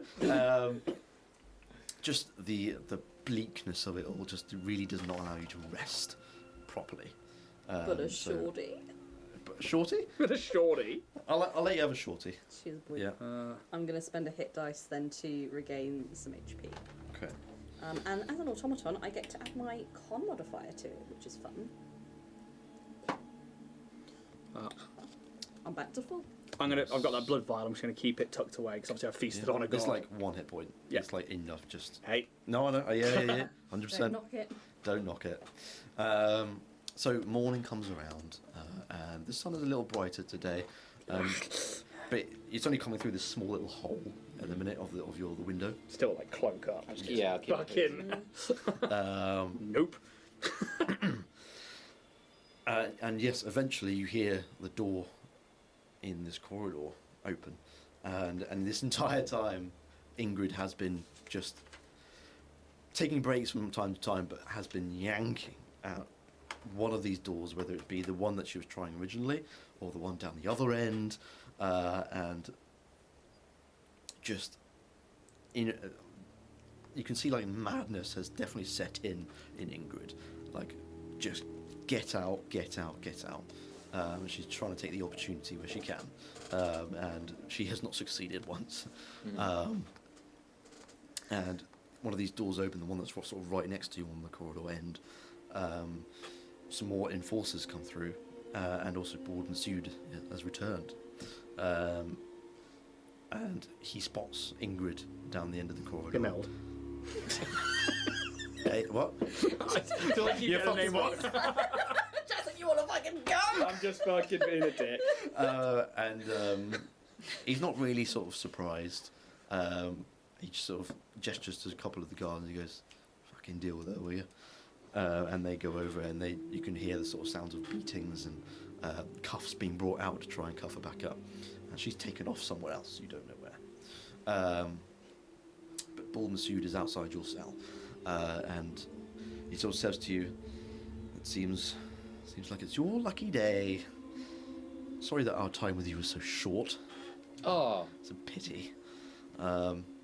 And he gestures to the rest of the guards that are there to open your cell, and one of them sort of goes to push the door a little bit with the keys, and it just goes. We both just stand up. And Bald Masood just sort of goes, "Which one of you did not lock that fucking buddy, chow." I will say, it was quite something to know it's been unlocked all night, and poor Ingrid tried so hard to sway us to break free with her. We shall deal with her. Good. Yeah, Quite the wrong un. However, you have got something very special for you today. So, you're coming out to the courtyard, and you were all taken out to the courtyard. You are once again cuffed, and you are once again put on one of these caged wagons with the same rusty old rough blood engine thing that these people are driving. Hopefully we'll see you again soon, as Bald Masood sort of looks at you through these cage bars, and he just turns away. Doesn't expect a response from you, but he turns away and he walks back into one of the guards' rooms next to the gate, and this thing starts moving out the front gate. You are not told where you're going, but you make your way out. Assume no equipment, nothing. Nothing yet. My hat. We'll get your hat in due time. You are taken along the streets, and again, it's probably maybe nearly an hour on this cage now, just going through the streets. Again, these people just shouting and effing and blinding at you, just throwing things. Pure disgust for those that have wronged Kanrath and its nobility. Until eventually you arrive at quite a grand-looking building. It's not particularly massive, but for anyone who's familiar with the surroundings in Kanrath, this is Mourneham Abbey. Mourneham So Abbey. Mourne Ham Abbey. In my skulking about trying to find other vampiric houses and X, Y, and Z, would I know if this is anything to do with the noble houses of? No, you'd know that it's not to do with anything to do with that. This is essentially the court system. Oh. You piece it all together. You're like, we're having a trial. There's no reason why we should be taken here otherwise. And judicially, who runs the courts? I don't think you would know that. Okay, cool. It's not something I don't think you've. Not like an delved in individual with. person, but like, is it like? Oh, you would. I mean, vampires rule the city. Yeah. Cool. Like the higher up judges and stuff are going to be vampires, and it is as you approach this sort of circular courtyard, this fountain, that you can see there are a couple of guards on position, but they don't look like they're normal guards. These are quite clearly vampiric in nature. They look much more formidable than your standard police officer. Good. Good, we are moving up the chain rather fast. You can see this fountain has these ruby decorations. It's very grand. And the water that you think is at first is not water, it is blood, being sort of driven up through the middle and spouting out through these ornate figures of dragons and other weird creatures that you may have not seen before, just spilling over the edge of this central piece. This courtyard is also decorated in extremely well constructed, paved, polished. Fuck me, my words. Paved, published, Polished cobblestone road. Pobble collar bomb. Yes. Pobble indeed. collar bomb. Now. Much care has gone into this place. It's kept very clean. The riffraff are definitely not wandering about these grounds. And you can see on the edge of this courthouse, it's 2 stories high, and there are stone faces that are literally crying blood, protruding from the edge of their eyes. You can see higher up on the wall there are engravings of dragon corpses, chained vampires, and impaled angels, and an eclipsing sun at the very top. These depictions symbolize the fact that no entity can escape the judgment of Kanrath. And you are taken off this cage and once again led through into this courthouse. And you are taken past some of these vampiric guards who don't even bat an eye at you. Can I perception check to see if they're wearing like Kanrath weaponry or anything like that, and they're from certain houses? You may. Oh shit. That is a 18. Okay. Yes. Definitely Kanrath weaponry and armor. Does it show their house? I think with that check, no. Okay. I think the guards in this place are meant to be fairly neutral. Yeah, so it's more like part of the judicial system, but they still get the Kanrath weaponry and the armors. Yes. Okay, cool. Yeah. This building has no windows. It is entirely just good, blocked off wall. And you make your way inside, and there's this beautiful polished marble floor, seamless. There's no joints or anything. It's just pure shiny floor. And there are a few benches lined up to your left and right as you enter through the centre door. And you are sat down on one of these benches. And there is this... We still handcuffed? Yes, absolutely. There is a fence from in front of the benches, from where you sit, looking forward. And then on the other side of this is quite large wooden desk, a very grand-looking desk, and behind it is definitely a high noble vampire with crimson silk robe, quite old, clean shaven, with this long sort of white hair. You can see he looks bored, and he's kind of just sat back, maybe with his elbow up on the edge of his, almost looks like a throne. Do I recognise this individual? You can... Also the same question. Jeff. But buddy.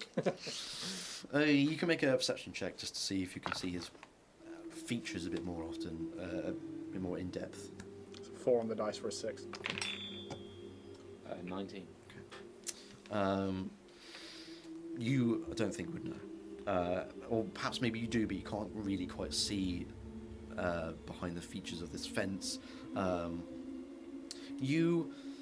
think you have like an inkling. You know that they could be somewhat related to the royal household, somewhat. You don't know in what way. You don't think they're a royal themselves, but you think they're very highly regarded. Okay. You definitely won't know their name either. So yes, you have this large desk with this vampire, quite clearly, very pale vampire sat behind it, looking very bored. And next to it is quite a bit of a smaller desk, but it's quite clearly the clerk. This human, in fact, is just writing notes, just frantically trying to keep up with everything that's going on in this judicial system. Living human. A living human, yes. In fact, you can probably see there are a couple of leeches upon his body. There is a central platform just behind the fence, in between the benches, where one man is currently standing on. He is cuffed, and he is half naked from the top up. Is a very particularly muscular half-elf, wearing dirty rags, barely anything, but it's just there's enough to cover him. He is cuffed. His thumbs are cut off, and there are scars all over his body indicating torture. His long, black, oily hair sticks to his back. He has angst tattoos, shimmering faintly with a bit of an orange glow. The judge observes this man with his glowing red eyes shining under the shadows of his furrowed long white eyebrows. I just saw Pai Mei, but like swishing his eyebrows. It was always like that. They're very long, but not to the long as going, actually flicking them out the way.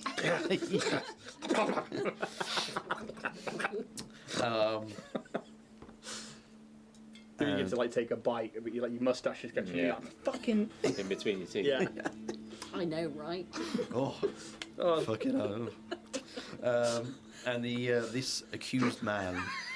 Sorry, mate.